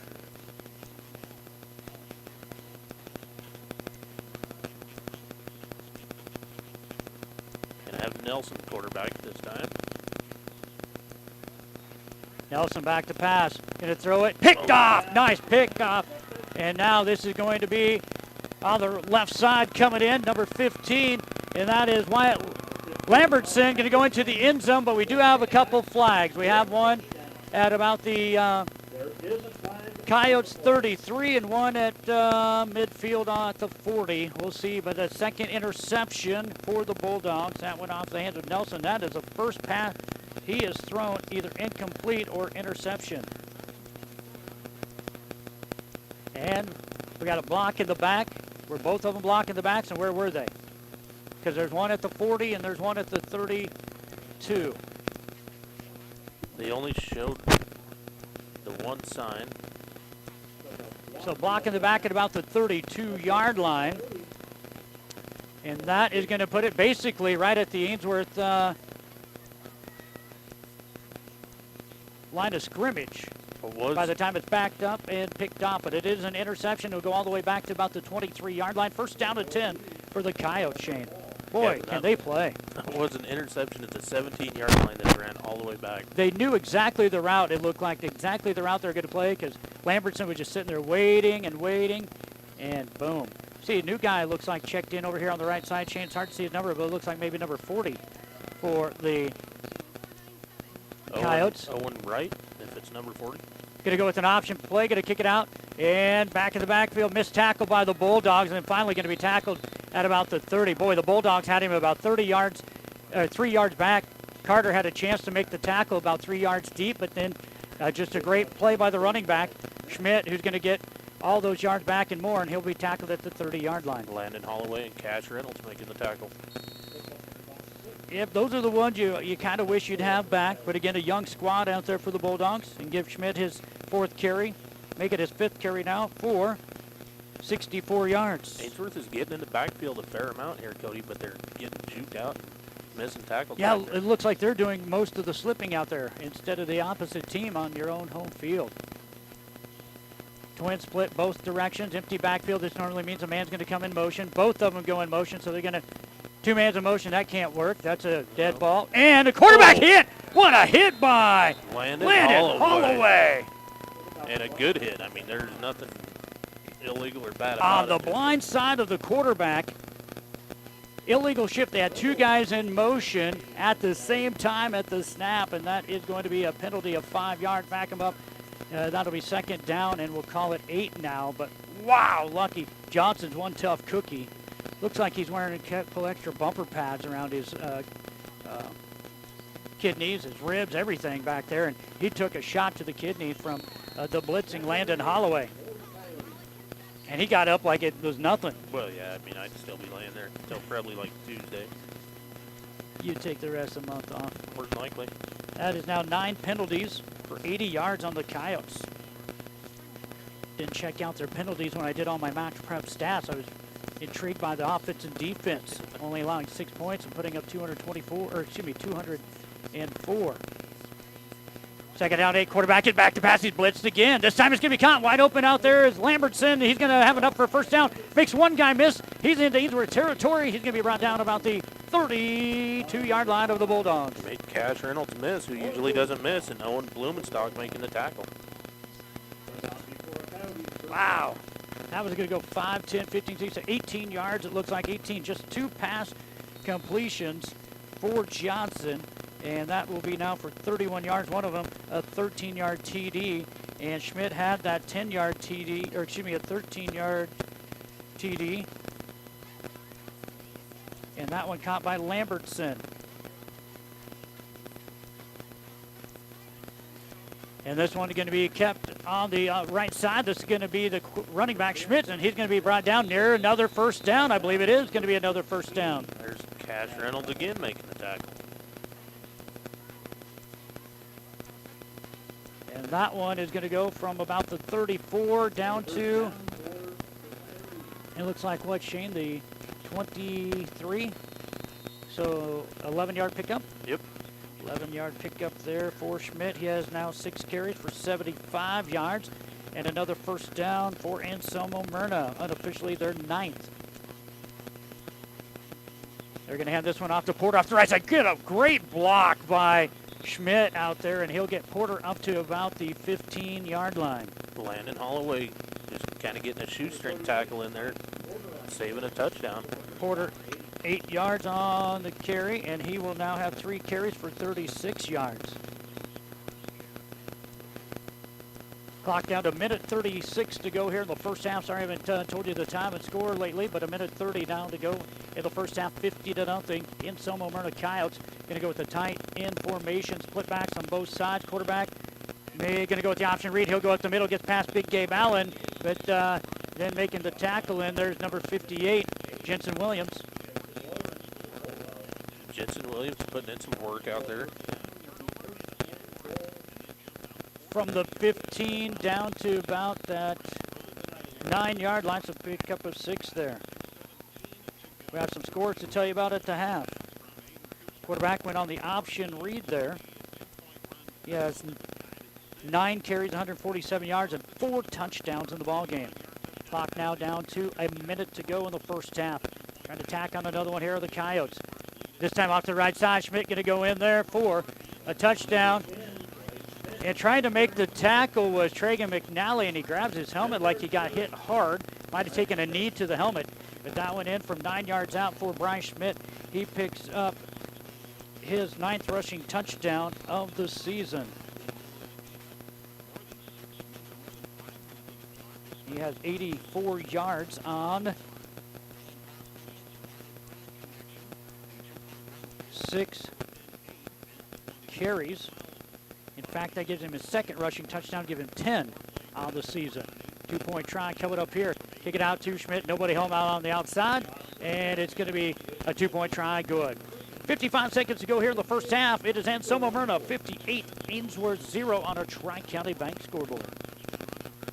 For independent grain marketing, contact Pride Grain, located on Highway 20 between Long Pine and Bassett. Pride Grain has a variety of marketing tools available to meet your individual marketing plan. Contact Pride Grain, a supporter of local athletics.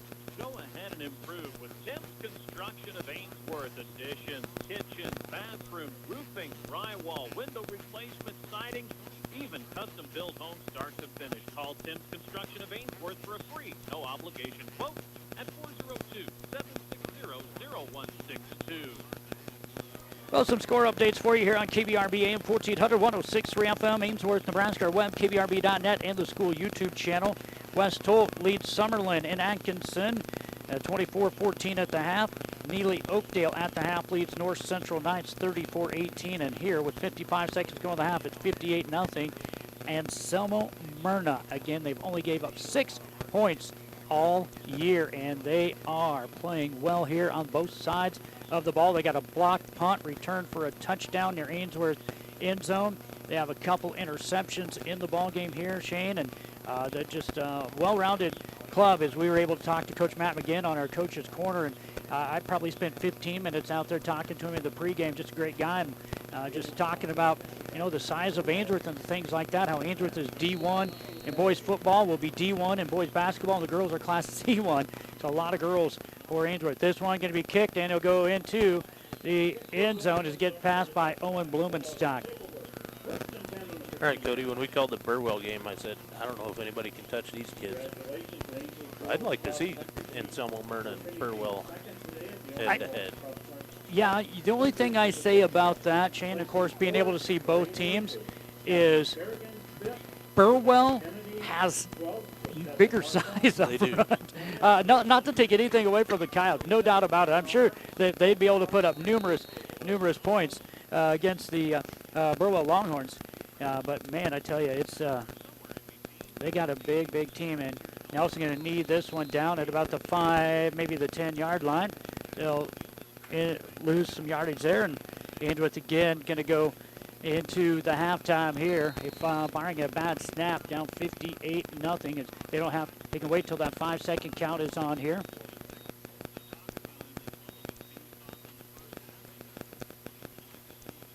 Down to 30 seconds, so snap.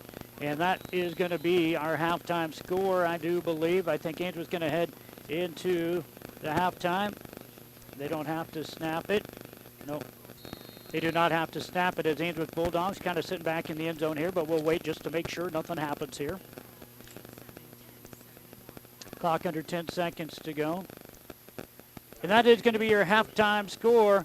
It is Anselmo-Merna Coyotes 58, Ainsworth 0. Back with our halftime stats in just a moment here on KBRB, Ainsworth, Nebraska.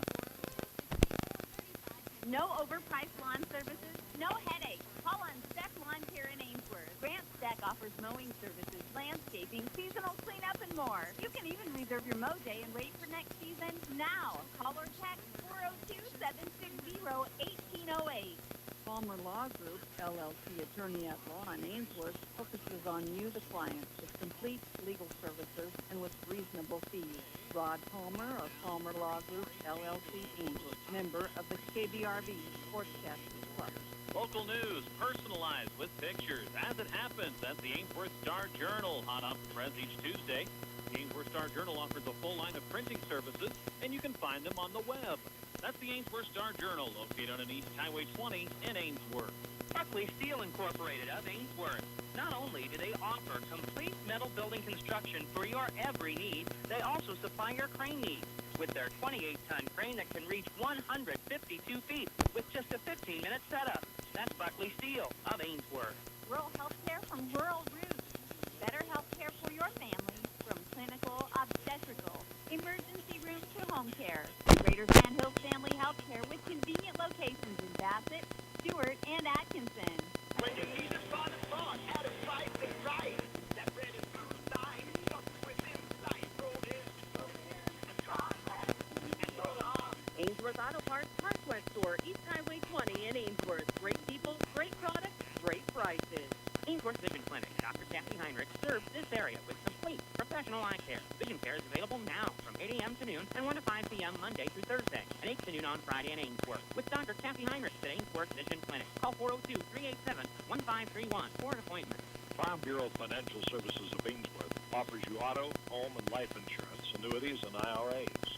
Contact Angie Davis, Farm Bureau Financial Services, located on Main Street in Ainsworth. Case Well Drilling, located 3 miles south of Ainsworth, serves this area with well drilling and windmill repairs and service. For all types of drilling, contact Elbert Smith of Chase Drilling, located 3 miles south of Ainsworth. A family of doctors caring for families.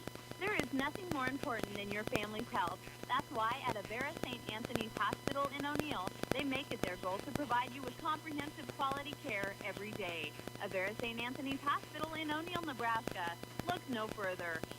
Viera Wireless is your one-stop shopping destination for all of your communication needs. Whether you're looking for cell phones, accessories, home internet service, or home phone service, Viera has you covered with the lowest rates and the best coverage in the industry. Stop on down at our store corner of Highway 20 in Main and Ainsworth. Viera Wireless, we are where you are. Quality care for quality cattle.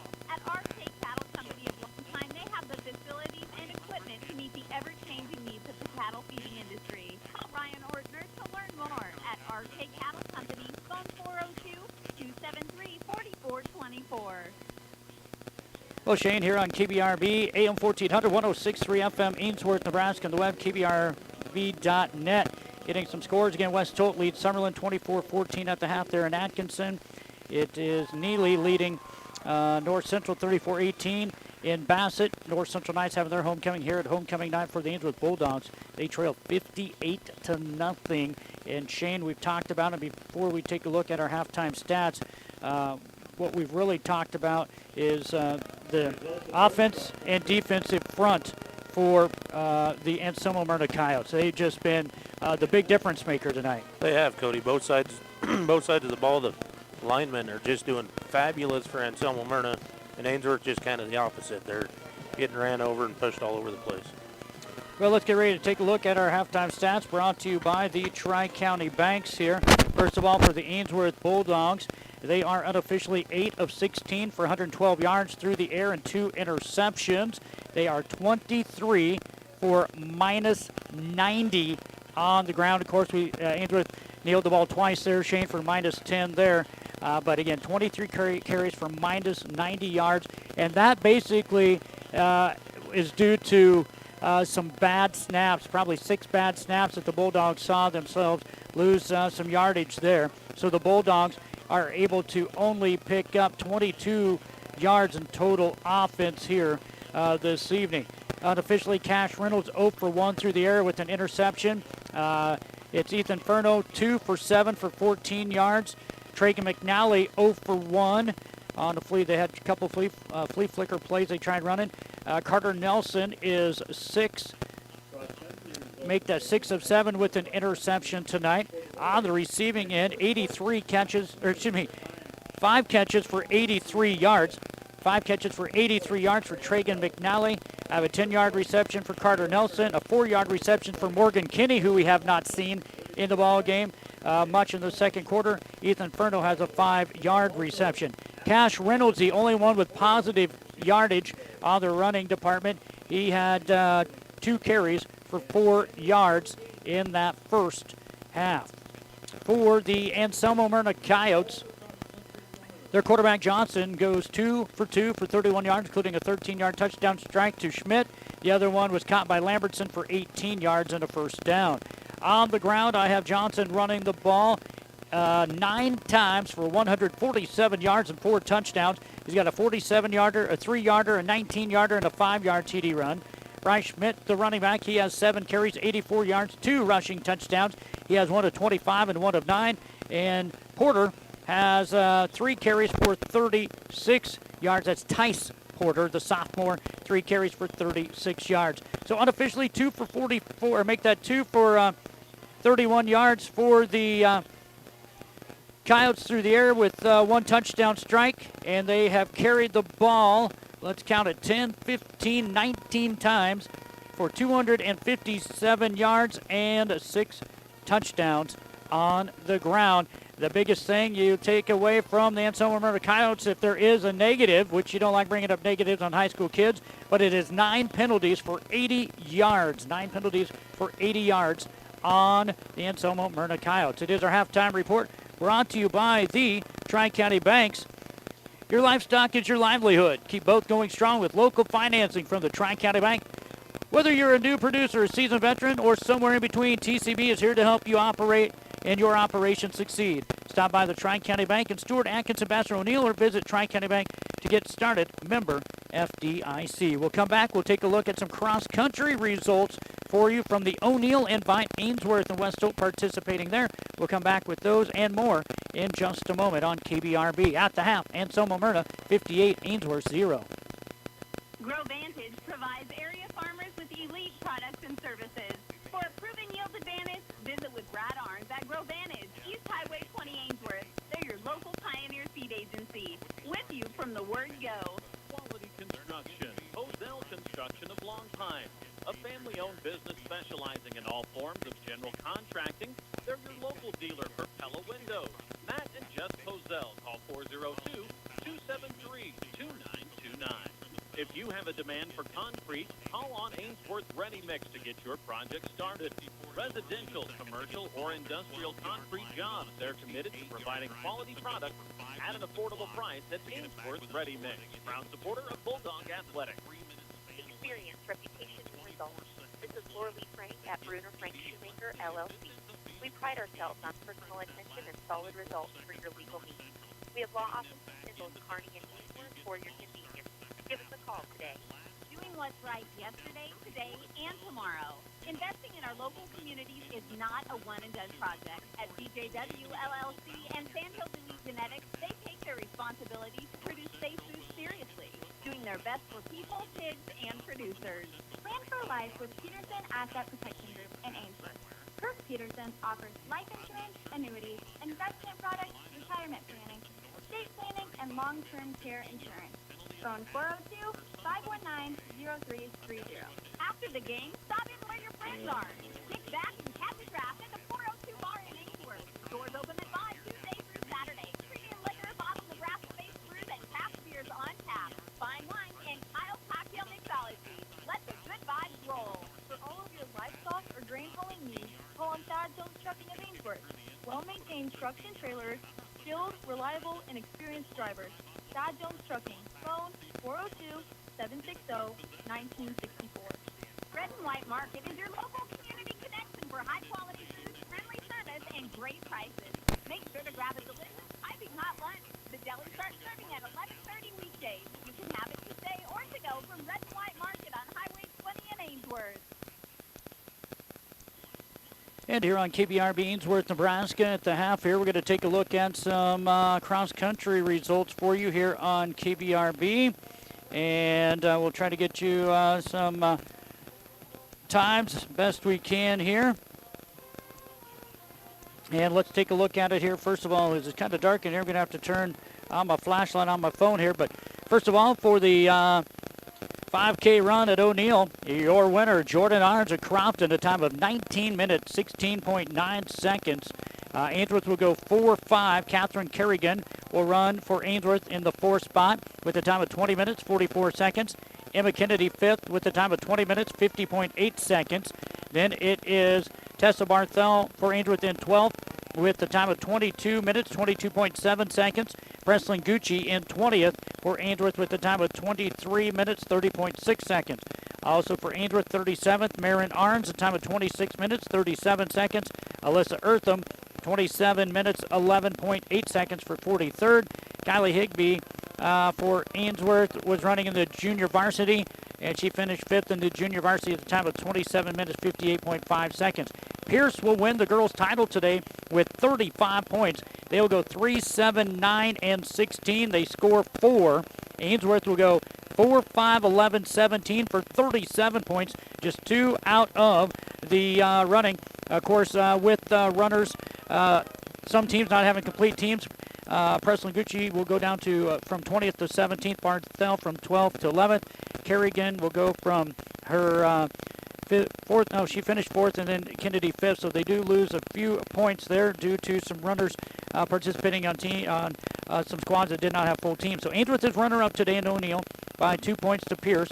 Crofton is a point behind Ainsworth with 38 points. They go 1, 10, 12, 15 for Crofton, but not enough to hold off the Bulldogs as Ainsworth holds off. Crofton. Bloomfield was in 4th. West Holt finished in 6th place.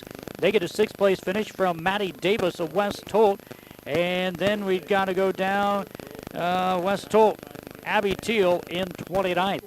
That's for girls. We'll come back, take a look at the boys in just a moment. Tires you deserve from people you can trust. At Brown County Tire, their sales and service teams go above and beyond to help you with your tire needs. For complete tire service and oil changes, call on Brown County Tire in Ainsworth. Phone 402-387-0203.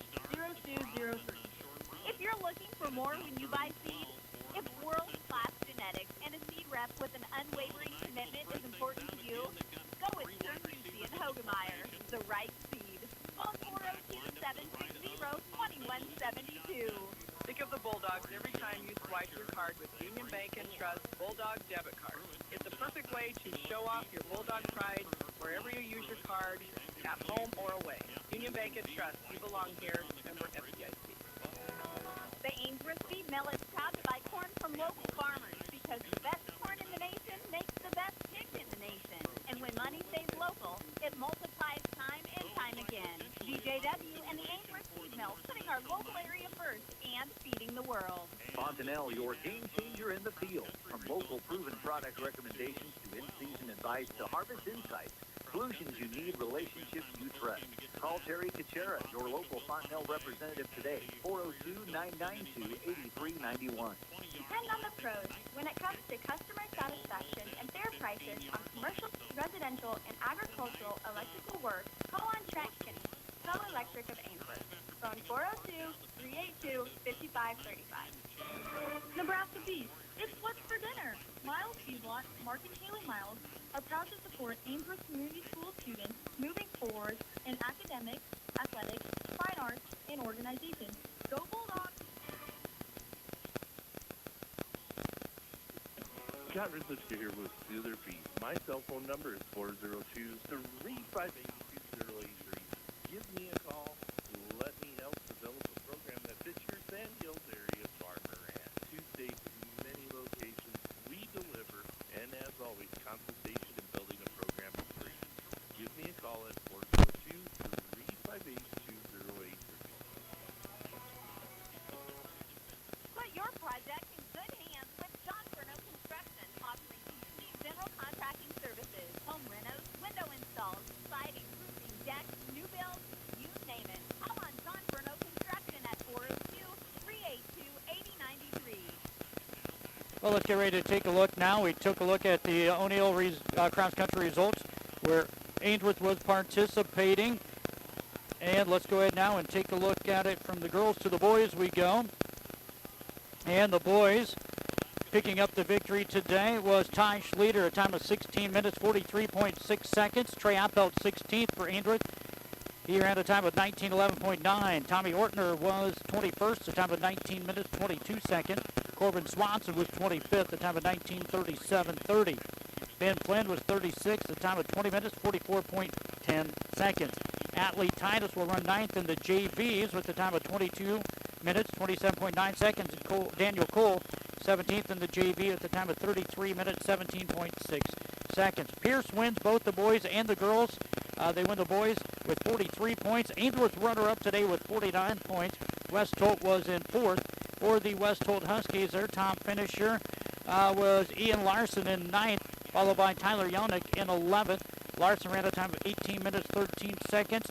Yonek a time of 18:35.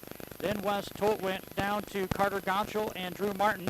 Carter in 26th, Drew in 27th.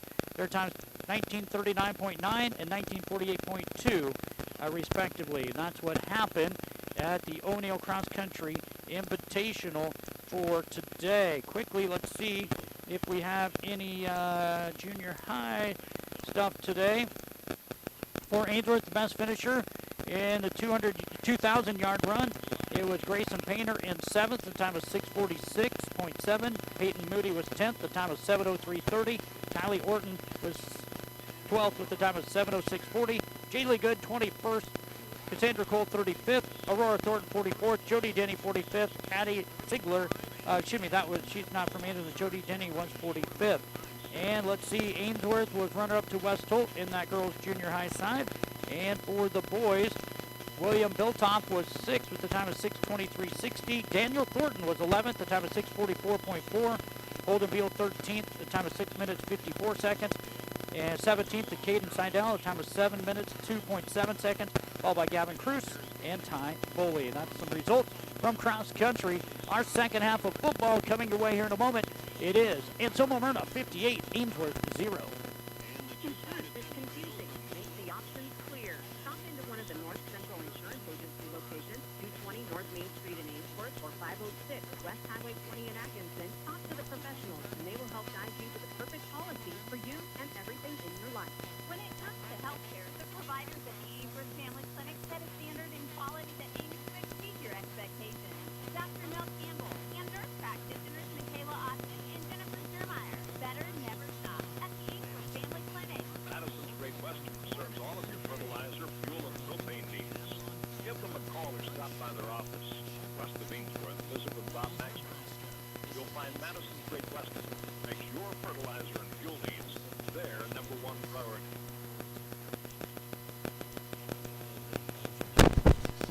Well, here on KBRB Ainsworth, Nebraska, Greg Kinsey. Now Neely Oakdale starting to open up, Shane. North Central was looking good early. They struck first, and then all of a sudden Neely Oakdale coming to play as Neely Oakdale now leads North Central 40-18 there in Bassett. It was at one point a 12-6 Neely, and then 20-6, then 20-12, and now they've opened it up here to 40-18. And it looks like West Point leads O'Neill High School 28-21 there in O'Neill, thanks to a couple of guys there. And then looks like Caden McCart opened the second half with a 57-yard touchdown, and West Holt now leads Summerlin 32-14. So thanks to all those guys for the scores. They're going to put 12 minutes on the clock, Shane. 35-point rule has been obtained. That means a running clock for the rest of the ball game here. And Ainsworth will kick it off as the Coyotes won the toss, deferred the second half, and they will receive. This will be the first time that they'll receive, and again, it is just tough to see numbers out there, Shane. Not for sure if you can tell us who is back there to receive this one. Well, I can in about 3 minutes, probably. Well, it's a lot cooler where you're at with the window open. I love it. Yeah, it's a little hot I over here. believe I see number 38, Tice Porter. It looks like Butch going to get ready to kick this one away for the Bulldogs. I cannot, the other kid will not turn for me at all. To see his number, as soon as I see it, I'll let you know. And let's get ready to kick this one away. And it's going to be a short kick, going to be fielded by number 15, Wyatt Lambertson. Lambertson at about his own 28 or 29 yard line. It'll be a first down and 10. And I believe we'll probably see for the first possession or two, probably going to see still the starters coming out here for the Coyotes. I would imagine so. Do you see starting quarterback running out on the field? Carter Johnson. I've written his name enough tonight. I should remember it.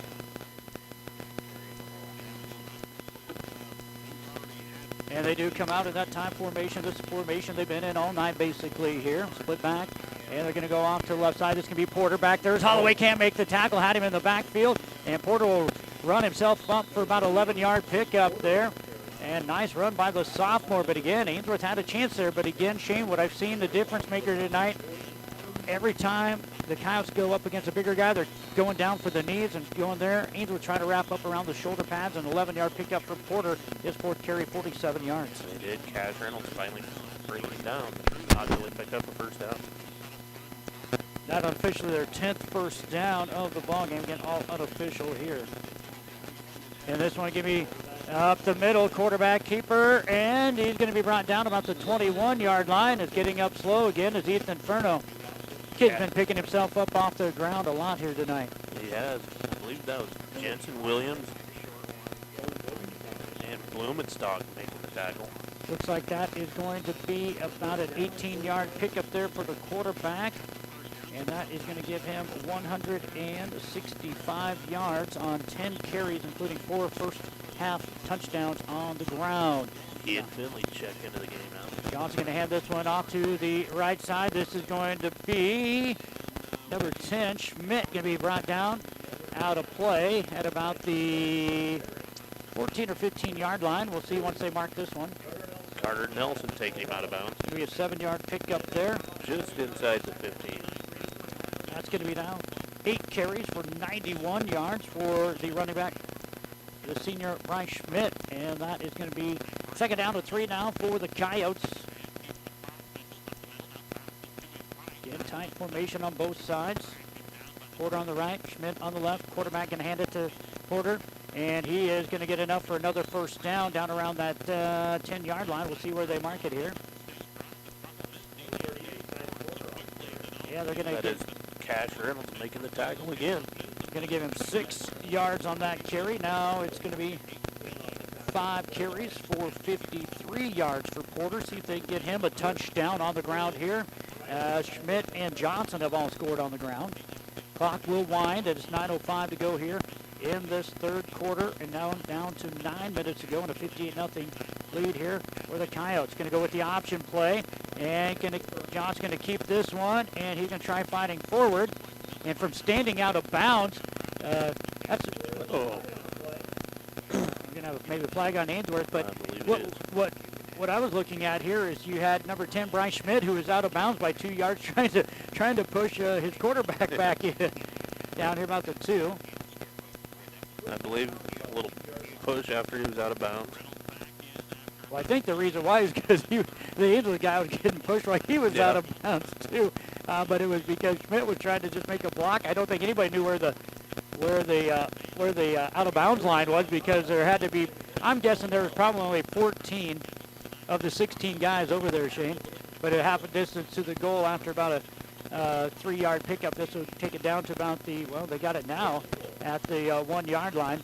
And we have motion. 4 guys move for the Coyotes. Did Ainsworth move first, though? We'll see.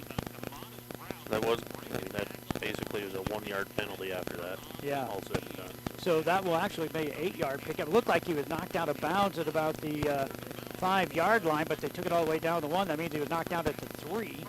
So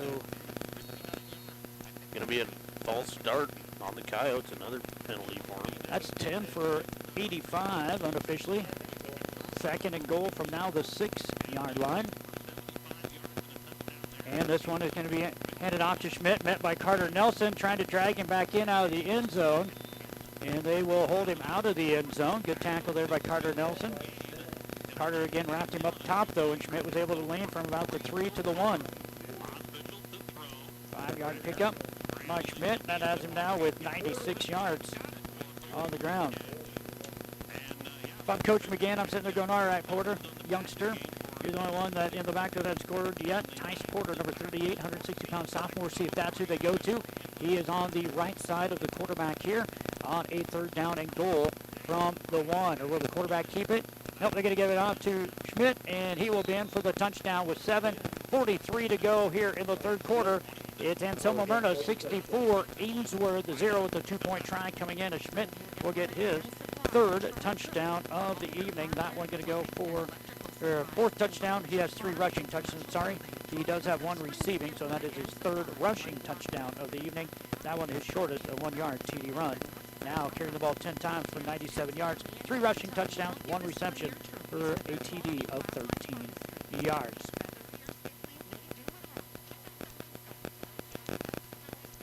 And the quarterback going to go back to pass. And this one incomplete for ended number 40, Owen Wright.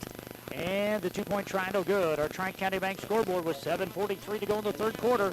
It is Anselmo-Merna 64, Ainsworth 0.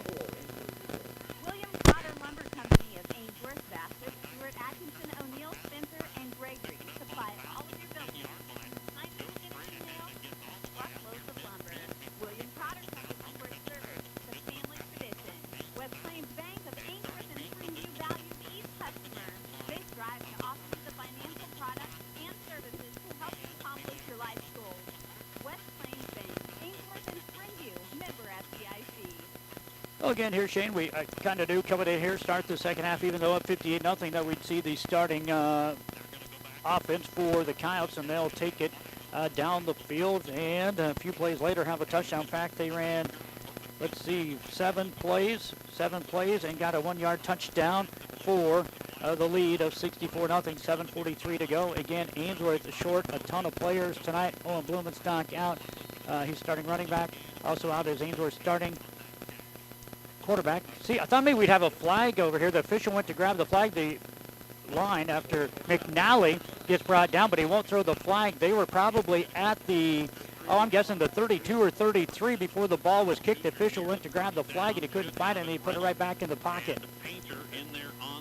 Still trying to see the number that made the tackle over there. There it is. And McNally will be brought down at the 15 there, Shane. But yeah, I was just kind of watching that here. Sometimes once it's a lead like this, sometimes the hanky will stay inside no matter the penalty or not. That was Tice Porter making the tackle over there. And let's go Nelson tight on the left side here. Furno will hand this one off, and this one's going to go to Cash Reynolds, and he might get back to the line of scrimmage. Great job there by the Coyotes. And the Coyotes will now send in their second unit. Shane, you're going to have a chore getting the next 8 guys, but how about a tip of the hat and a round of applause for the Anselmo-Merna Coyotes. 64-0 with 6:40 to go here in this third quarter. Man, have they put up some points. They've outscored opponents now so far, Shane, 268-6. That's a lot. That's a lot. Last, they won a game of 100-6 over Hemingford. Back to pass is Furno. He's going to look for Carter Nelson. Carter will make, no, he won't make the one-handed grab. That would have been an excellent grab. And it goes incomplete, and that'll bring up a third down. Zane Drury had the coverage out there along with Brant Schmidt. Incomplete pass for Furno. He's now thrown the ball 2 completions. 2 of 8 for 14 yards. That one just off of the fingertips of Nelson. Normally he makes a grab like that. In the backfield again, Reynolds. He started on the line. He's been playing line. Oh, Ainger's going to pop up. 5-yard penalty. The youngster out there. Well, you're going to look. Holloway usually plays receiver. He's in there playing line now for Reynolds to be in the backfield here. You got to tell Rod Bailey hi for me. He's out there listening on the internet. The guy fixes my computer for me at work all the time. Hey, nice. Just This is going to be a pass by Furno. He's trying to scramble. Has a man open, but he's going to try running, and he's going to get hit, and he'll shed a guy, and then he'll be knocked out of bounds about the 13-yard line. He had Owen Blumenstock open. He'll tuck and run. He may pick up back to line of scrimmage, it looks like, is all it looked like. He ran for his life, and no gain for Furno. Ainsworth struggled on the offense due to bad snaps. They had minus 90 in rushing yards. Colin Cooksley making the tackle on Furno. Boy, normally you can see numbers pretty good here, but tough. Ainsworth the punt on 4th down. This will be Furno. They're going to kick this one off to number 9, Brant Schmidt, and then the ball is just going to lie dead, and it's going to land about the Ainsworth 30. Ooh, got some 7. laundry. Yeah, it came after. It came after the ball was down. What do we have here? Block in the back on the receiving team at the 35. That's going to block him back to about the 35-yard line. Shane, we're going to try to see who the backup quarterback is here. Who all do we see out there? I do see Owen Wright out there. 36, Caden Kofel, 51. Don't have one of them on here. Maybe it's not a 51. Probably not a 51. I'm just trying to see Could who be the a quarterback 50, is back there. McMillan. Still hard to see. We're looking right at them about the 30-yard line. Going to snap it back and hand it off to the running back, and he's going to be brought down. That looks like number 8, Josiah Griffith. Zane Drury is the quarterback, number 7. All right, Zane, 140-pound junior. Sorry, I was trying to see who he was. Didn't get who made the tackle, but there was about 3 of them. Another one by Cash Reynolds. Owen Cantrell, 135-pound sophomore, wears number 22 running into the game. Drury bringing in the play here. Trying to see who else is on that. Looks like maybe number 35, I believe. Garrett Porter is in the backfield here on the right side of the quarterback. Actually, is that a 35 or 36? That is Caden Kofal, number 36. And Ainsworth with a bunch of folks making a tackle. Again, Ainsworth really can't go much deeper than this. They have 2 seniors out there, Gabe Allen, who maybe plays, well, tonight he usually has only been playing about 20% of the snaps, but tonight due to the snapping duties. He's had to play a little bit more, and the other one's Cash Reynolds out there right now playing the linebacker spot for the Bulldogs. Other than that, you're looking out there at sophomores that in McNally, as well as Nelson. Juniors out there in Finley, and on the other side, Jensen, London Holloway out there. Trying to see who else is out there. Number 5, a freshman in Owen Blumenstock. Morgan Kinney still standing on the sideline, got his pads on. Has his helmet off the whole game. We're going to go to the air here.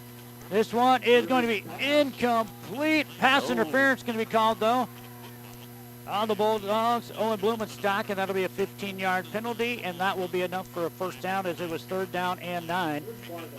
And so first down here, penalty on the Bulldogs.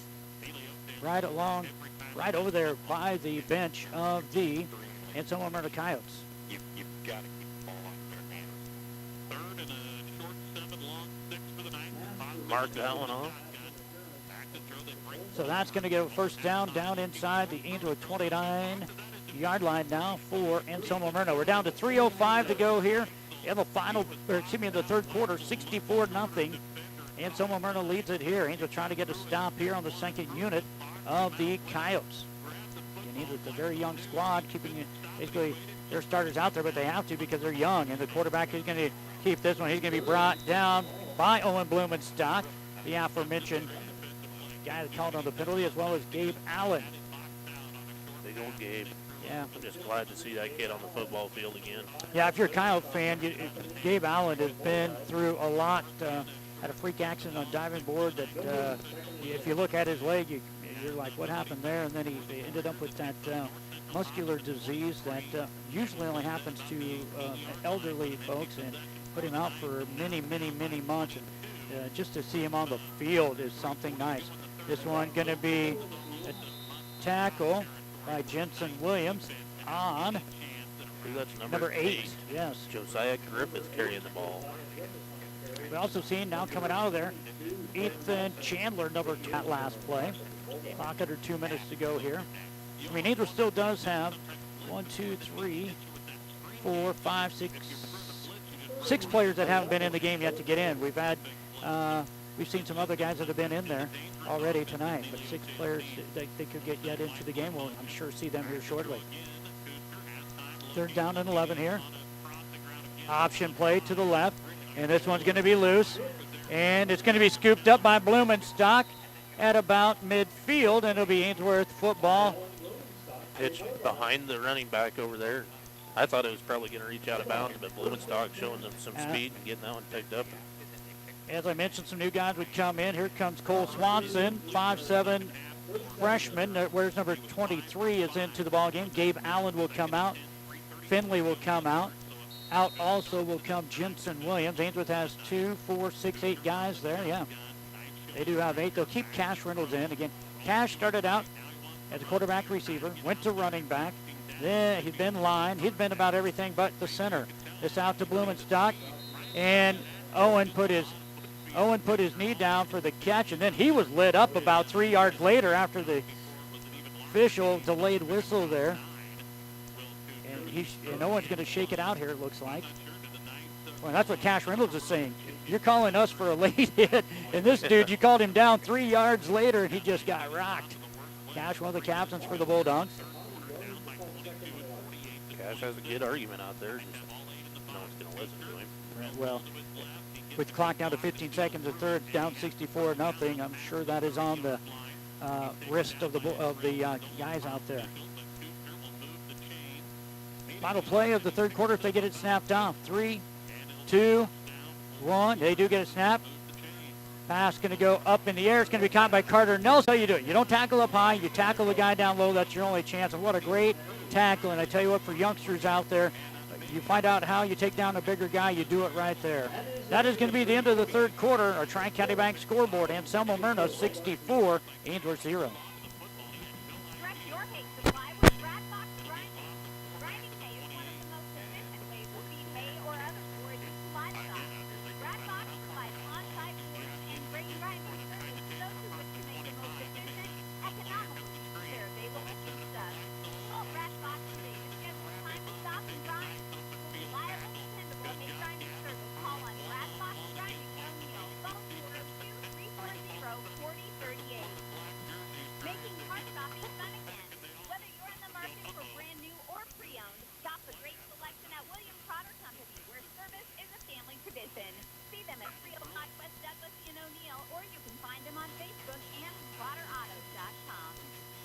Well, we did get a score update here for you. Neely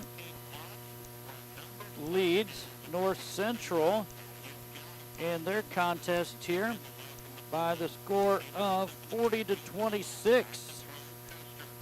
That one going on in Bassett. Ainsworth has the ball, and Cash Reynolds will lean forward for nearly a first down. Says it's down to 55 Excuse me, degrees. loss. Excuse me. I said nearly a first down, Shane. As we flip field, it's actually going to be a loss of a couple yards there. I'm just looking at the scores getting up to 40-26. Wyatt Pruitt, 3 touchdown catches for the North Central Knights.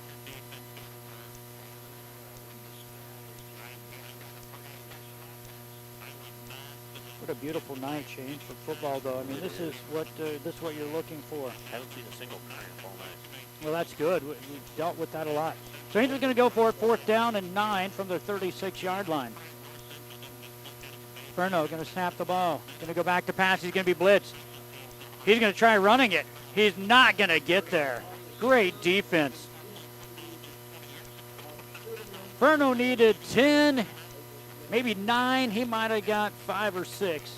And he'll get up slow again. I believe I saw Zane Drury over there making the tackle. You know, Shane, I was talking to Coach Matt McGinn before the game. We chatted 15 minutes or so, had a great conversation with him.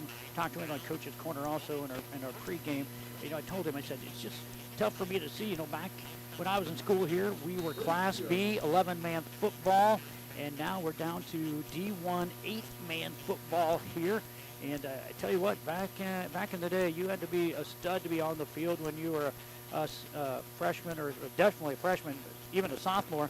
But now you're counted on to be out there playing. And here are the Coyotes with the carry, number 36 with the carry, Shane. It is, and that is Caden Kofel. Did have Blumenstock making the tackle over there. Young freshman Blumenstock's been all over the place tonight. Yeah, going to be Coming 6-yard onto the pickup. field, Scott Fernandez coming on. Out will come Jensen and Allen. They're probably going to be done for the night there. So again, the second unit for the Bulldogs outside of Cash Reynolds.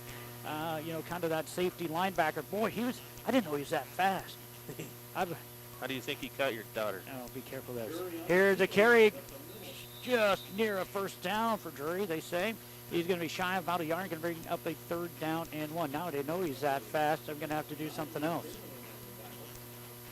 Ian Finley, Findog making the tackle there. How about that? Out will come Carter Nelson. In will come number 23. We mentioned him a little bit ago. Number 23 is Cole Swanson. Back onto the field again. 9:13 to go here in the 4th quarter. Again, don't forget we do have Coronation coming up. Also We got 33 in. Aiden Jackman just coming onto the field. There's a fast kid. Faster than his dad. Here's a handoff and slipping and shy of the first down will be the running back. I'm trying to see his number. They're starting to shuffle so many kids in, Shane. Jacob Held just came onto the field. That was number 36 actually on the carry. Go fall again. And it would be Blumenstock getting credit for the tackle. It should be 4th down. It said 3rd down on the down to gain across the way. Ryan Salzman. Oh, they're giving him a first down. Oh. Well, they were about a yard short when they marked it out to a first down. Well, Did not see that. First down. Not Halloween yet, is it? Is it October 31st? I think it's close. Feels like it.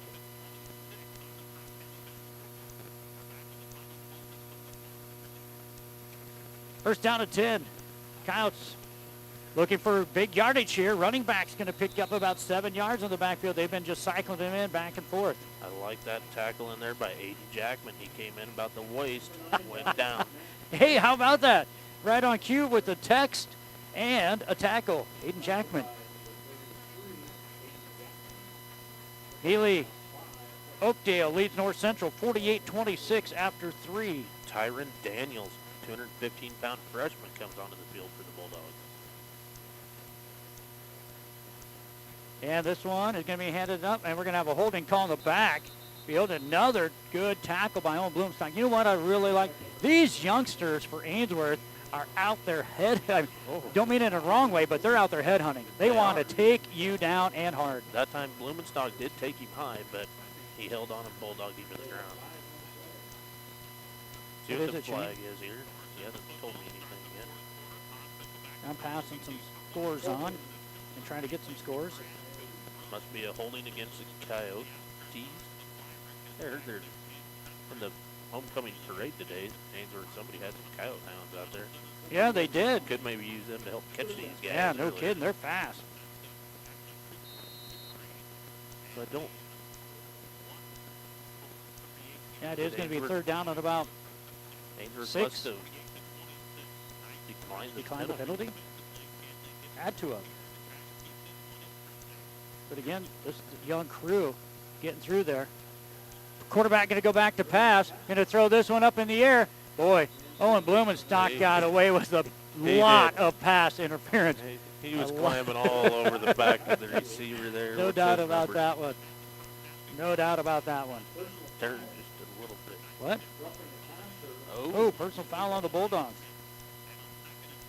Number 9, Branch Schmidt, was their intended receiver out there. I was watching the pass play. I didn't see it on the backside. But down to go from the line of scrimmage. Down, so that'll go bound to the 20-yard line here. Unless his legs are longer than mine, which that would be a lot for that guy out there you get to work with. First down and 10 for the Coyotes. Now on the Ainsworth 20-yard line. Clock at 7 minutes to go here in the ball game. Bad snap. Quarterback going to get smoked by Owen Blumenstock. Ooh.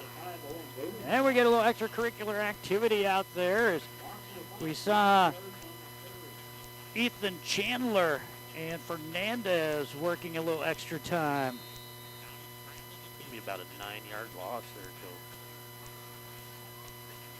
How about this, though, if, and I say if, because Ainsworth still might have a chance to get the ball, but you go 4 games into the season and you allow just 6 points on the scoreboard, and you yourself have 268. That's insane.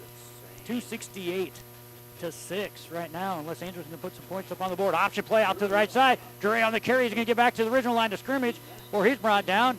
And then now what do we got? We have another personal foul penalty because Ainsworth had 2 players look like doing something in the backfield with number 50. See which team this goes on. I did see Sam McMillan. Sam McMillan was and back Tyron there. Daniels. And personal foul on the Bulldogs. So that should go from the end of the run. So that's going to take them down to about the 7 because it's outside the 20. Right at the 21-yard line. So they'll get all 15 of these yards.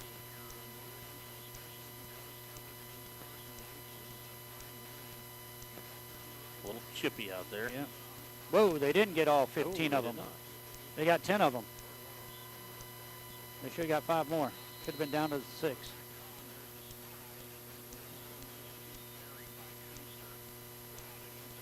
Third down and 2, they're going to say.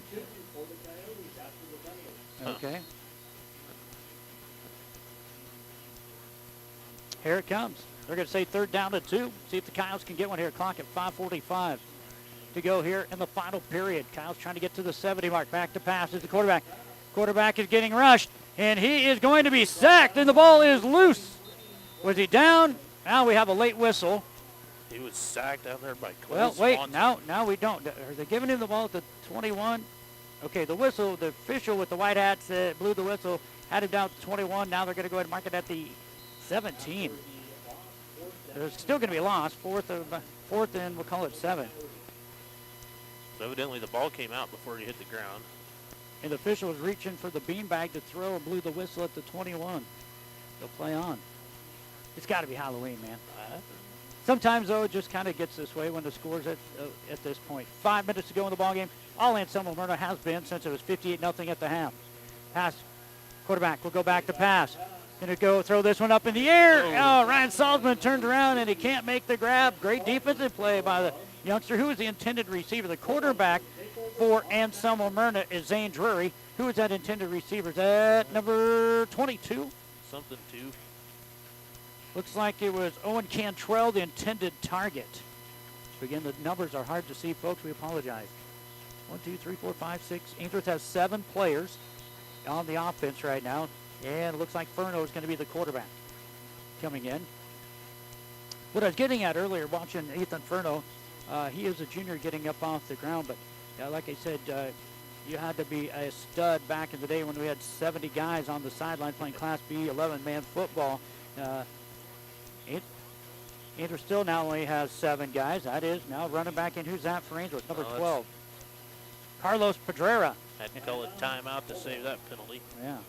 So they'll save one. There's 3:58 to go here in the ball game. 64-0. It's been all Anselmo-Merna here on KBRB. Rangeland Rehab is your first choice for exceptional care. Physical therapist Brian Doak is trained to evaluate and treat a wide range of conditions. Call Rangeland Rehab, Main Street, Ainsworth at 402-387-1600. Accepting most insurance carriers. Allen Monuments of Ainsworth offer permanent legacies that memorialize the passing of a loved one. The monument you choose can be customized to reflect the life of your departed one. Serving you with dignity, Allen Monuments of Ainsworth. Three River Telecommunications strives to better serve their customers of North Central Nebraska with the latest telecommunications technology, local and long distance, DSL, and digital HDTV. Three River Telco Lynch, Three River Communications, and Three River Digital Ainsworth. Gary's Electric in Ainsworth specializes in farm and ranch wiring, whether it be new installation or service on existing electrical equipment. When you need an electrical job done and you want it done right, call Gary's Electric in Ainsworth. First down and 10 for the Ainsworth Bulldogs, and they're going to pitch it out to Landon Holloway. Holloway going to lower his shoulder, and he's brought up nicely down by number 50. Who is that man? Number 50 is Sam McMillan, 210-pound junior out there. And now Holloway getting up a little slow. Thought we saw number 3 in there for a little bit. I don't have a number 3 on my. Okay. I bet that's number 9. Okay. Brand Just Schmidt. can't tell. The jerseys are bunched up. But I think everybody that's been in uniform for the Coyotes has been in the game. See number 24 also in there. That is Jaden Russell, 140-pound freshman, trying to get all these kids' names. Furno going to try keeping this one. He'll go from the right to the left. He has 5 yards, and he is going to be brought down. Another textbook tackle there, and that one in there by number 36. That's going to be another Porter, or who's that? 36 is Kofall, yes. Kofall, Caden Kofall. Yeah, but again, a textbook I believe tackle. Owen Wright might have been there and helping him too. West Holt leads Summerlin 40-26. Solomon running into play here.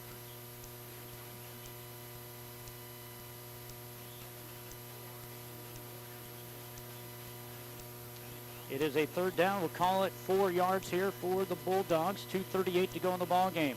And throw a pass out to Salzman. He'll catch it. And he's going to run out of bounds. Going to be close to the first down.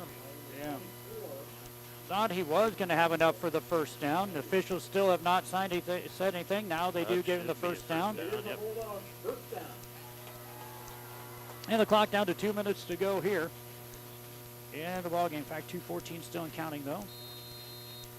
Good to see the young freshman catching the ball out there. Positive yard. Get that little static out of there. Split to the left is Ryan Salzman. Snap once again. Furno just going to cover it at about the 15.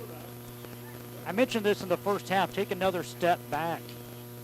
Even though you're probably where you're at, but it's been that way all night long. Going to go back to the 15, and now for the Bulldogs.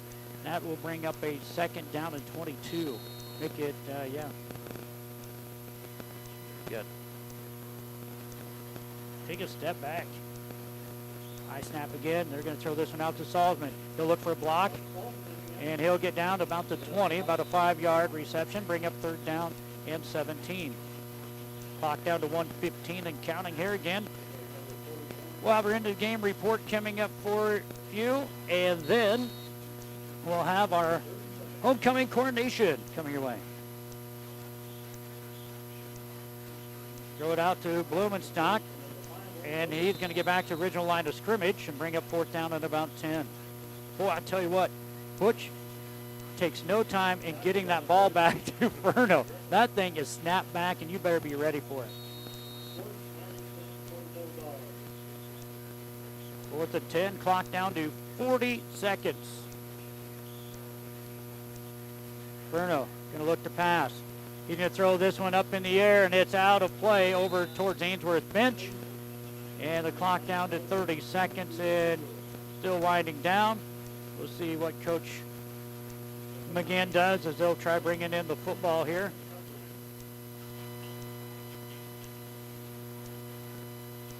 Who's number 70? Shane, did we get him called for Ainsworth? I did Tyron Daniels. Tyron Daniels, all right. Ainsworth has 9 guys in there. Going to bring Butch out here. 6 seconds go. Yeah, and Coach McGinn says, hey, guys, we don't need to run the play, and that's going to be your ball game. Congratulations, Anselmo-Merna, 4-0 on the year and have outscored opponents 268-6 so far this year as they defeat Ainsworth 64-0. We'll be back with more in just a moment. Maintain and enhance a beautiful lawn with Paulson's Lawn Service of Ainsworth. Jerry and Norma Paulson. Mowing, lawn cleanup, power raking, aerating, fertilizing, and spraying. They provide free estimates. References gladly given. Paulson's Lawn Service of Ainsworth. Country Fabrics and Crafts of Valentine, specialized in baby lock and simplicity sewing machines and sergers. For fabric, notion, thread, yarn, zippers, trim, and pattern. Head to Country Fabrics and Crafts in Valentine. Frontier Diesel of Ainsworth is your best choice for diesel truck and big rig repairs. Janice and crew provide long-lasting repair work that stands up to the demands placed on your heavy-duty equipment. Dependable service, repairs done right. Frontier Diesel of Ainsworth. When you need expert electrical service, call on Travis Electric of Ainsworth. Travis Electric provides installation, repair, rewiring, maintenance, and upgrades for residential, commercial, farm, and ranch applications. Timely, reliable, professional, and friendly service. Travis Electric, 402-382-3280. Well, Shane, as we get ready to wrap this one up here on KBRB, Ainsworth, Nebraska, we'll wrap it up quickly, but again, just a great performance by a solid football squad that I would expect to see in the top 10 here shortly this year. And Anselmo-Merna, I mean, they looked well. They could run the ball, and best of all, like we said with Coach McGinn, they can definitely block, and they beat Ainsworth 64-0. Of course, not going to take anything away from them. Ainsworth without 2 starters, their starting running back in Blumenstock and their starting quarterback in Caleb Allen. Ainsworth kind of knew they're going to be in a bigger hole than expected coming into this ball game, but Anselmo-Merna, a nice squad out there, and now 4-0, and again, defense has only allowed 6 points this year. Your take on some of those guys up front? We called number 42 a ton, Sid Miller, a lot there for the Coyotes on the defensive side of things, as well as others. Cody, I don't know what you can't say about the defensive and offensive front for Anselmo-Merna. They were just fabulous on both sides of the ball. They were, I mean, textbook. Creating your holes on offense, blocking your guys on defense. I mean, just anything that they needed to do, they did. Well, let's take a look at our scoring drives into the game summary brought to you by the Tri-County Banks. We won't go through the total yardages. There were so many kids in that second half, Shane, that I was unable to see the numbers, and by the time we were getting ready to write things down, they were coming up. But we know it was a Carter Johnson show tonight. He threw a touchdown. He ran for touchdowns. Brian Schmidt ran for touchdowns also here tonight. We had Carter Johnson with 8:55 to go in the first quarter on a 47-yard run. In fact, their first play from scrimmage, they picked up a penalty, Shane. A false start penalty, or holding penalty, and then 47 yards on the first play. Carter Johnson gets that touchdown. 2-point try was good. Carter then gets a 3-yard run with looks like 5:54 to go in the first. And he'll get another 19-yard TD run with 4:21 to go in the first, and a 5-yard run with 1:40 to go in the first.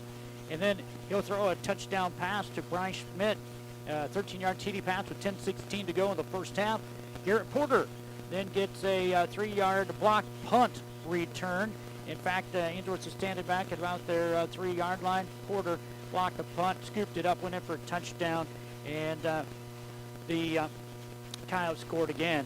And then we finish off the second with Brian Schmidt getting a pair of touchdown runs.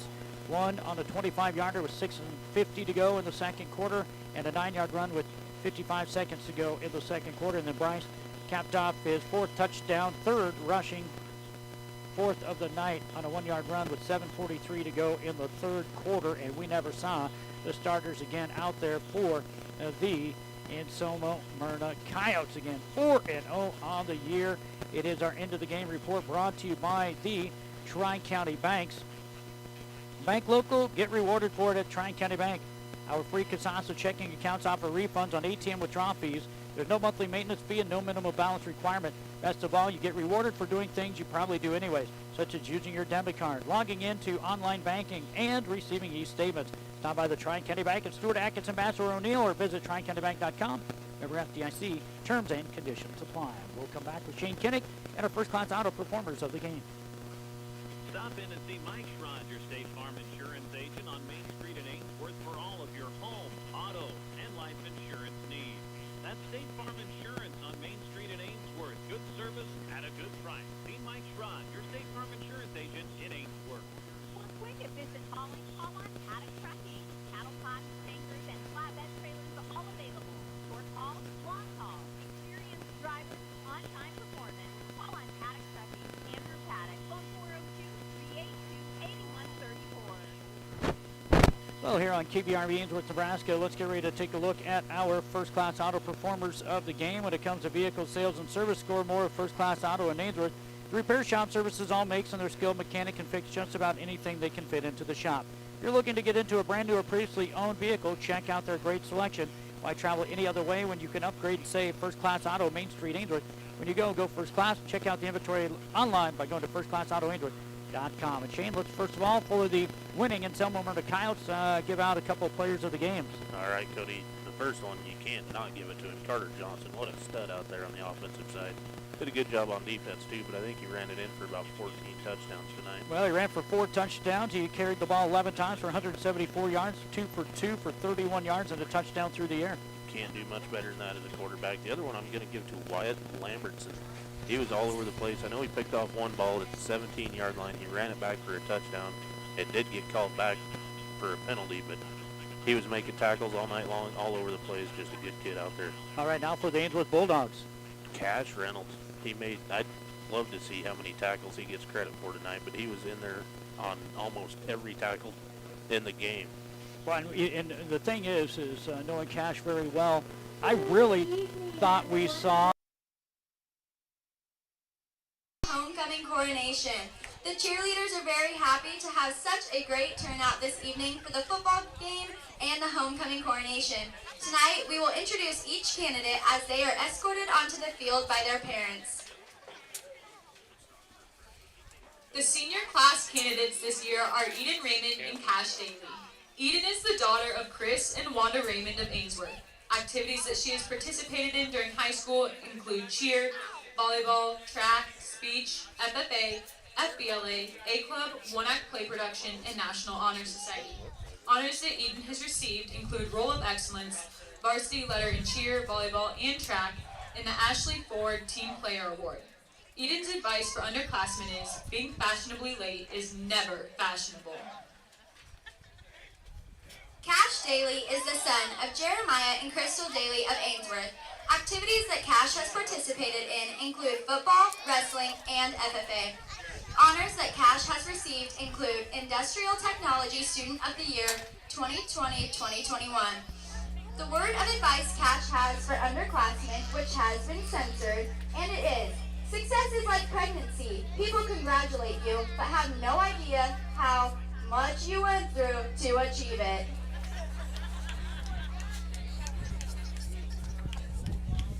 The candidates for fall sports are Summer Richardson and Ty Schleter. Summer Richardson is the daughter of Kip and Amy Richardson of Ainsworth. Summer has participated in volleyball, basketball, FFA, art club, rodeo, and National Honor Society. Summer's honors and awards include 2-time National Finals rodeo qualifier, Most Valuable Player in Volleyball, Hustle Award in Volleyball, Most Improved Player in Basketball, and Volleyball NCPA Academic All-State Award. Summer has a word of advice for underclassmen. Don't be afraid to step out of your comfort zone, try new things, and get involved. Time really does fly, so have fun and live life to the fullest. Ty Schleter is the son of Brad and Lisa Schleter of Ainsworth. Activities that Ty has been involved in include cross country, basketball, track, FFA, Spanish Club, National Honor Society, A Club, Brown County Youth Committee, FCA, and United Methodist Youth Fellowship.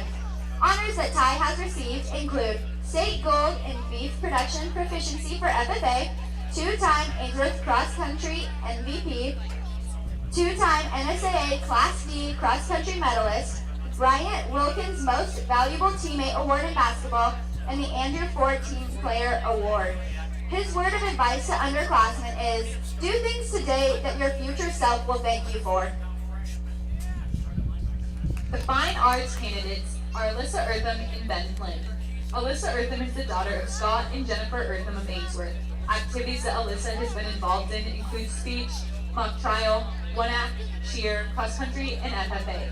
Honors and awards that Alyssa has received include All-American Cheerleader, 2-time state qualifier in speech, 2-time state qualifier in mock trial, 2nd place at the O'Neill Cross Country Invite in the JV division. Alyssa's 2 words of advice for underclassmen: show kindness and respect to your teachers, teammates, and parents. How you treat those who encourage you to grow into your best self says more about you than your GPA, ACT score, and grades ever will. And don't put on hand sanitizer before you take a breathalyzer. Ben Flynn is the son of Todd and Nicole Flynn of Ainsworth. Activities that Ben has been involved in include cross-country, speech, track, FFA, one-acts, thespians, and art club. Honors and awards that Ben has received include Roll of Excellence, National Honor Society, Academic All-State in cross-country, speech, and track, 2021 FFA Member of the Year, and 2021 Art Student of the Year. Ben's words of advice to underclassmen is, deadlines are just a suggestion after all. Nothing makes a person more productive than the last minute.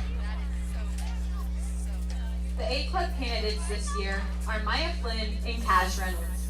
Maya Flynn is the daughter of Todd and Nicole Flynn of Ainsworth.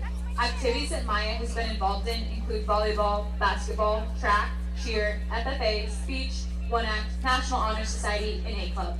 Honors and awards that Maya has received include Roll of Excellence, varsity letters in volleyball, basketball, and track, 3rd place at state FFA for parliamentary procedure team, and academic all-state in basketball and track. Maya's words of advice to underclassmen is, don't care so much about what people think, you are definitely more worried about it than they are. Cash Reynolds is the son of Corey and Natalie Griebel of Ainsworth and Kent Reynolds and Lisa Markham of Broken Bow. Activities that Cash has been involved in include football, basketball, golf, one-act, FFA, A Club, Spanish Club, and the United Methodist Youth Group. Honors and awards that Cash has received include 2-time football captain, football teammate of the year, one-act outstanding actor, FFA Silver Proficiency Award, and most importantly, technical math student of the year. Cash's word of advice to underclassmen is, follow your passion, stay true to yourself, never follow someone else's path, unless you are lost in the woods. If you find a path, then by all means, follow it. The candidates representing the vocational organizations are Elizabeth Wilkins and Tom Ortner. Elizabeth Wilkins is the daughter of Brad and Wendy Wilkins of Ainsworth. Activities that Libby has been involved in include National Honor Society, Student Council, speech, volleyball, basketball, track, one-acts, and FFA.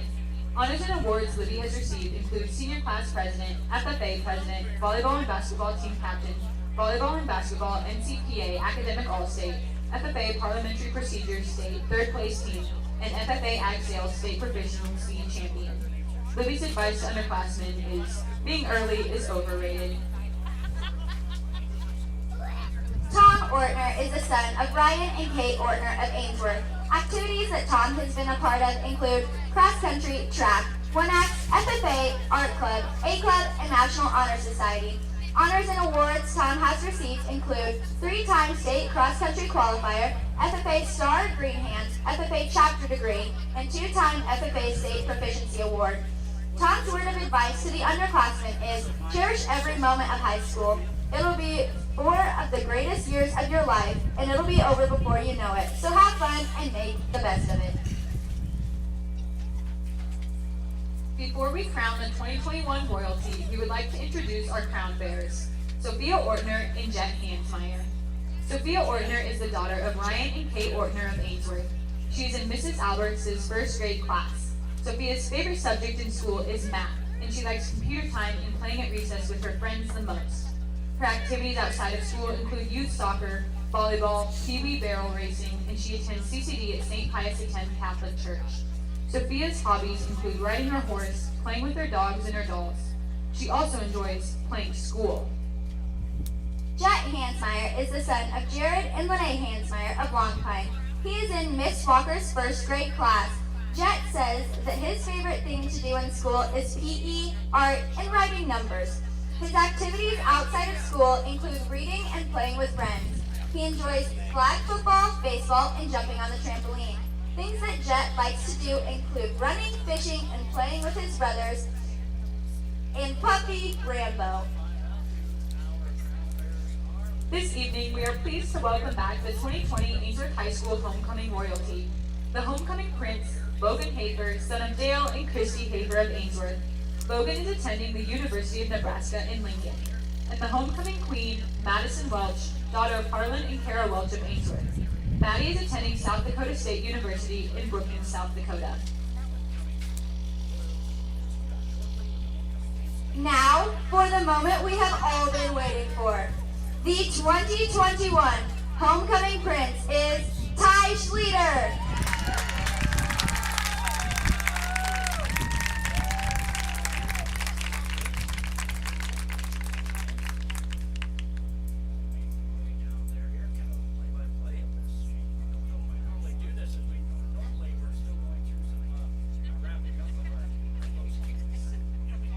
The 2021 homecoming prince is Libby Wilkins.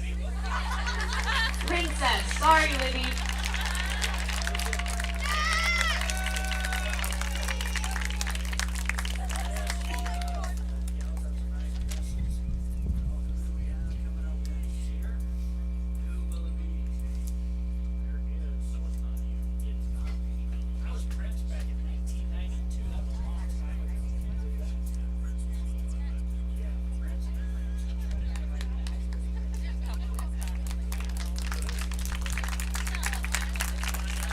The 2021 homecoming king is Cash Daly.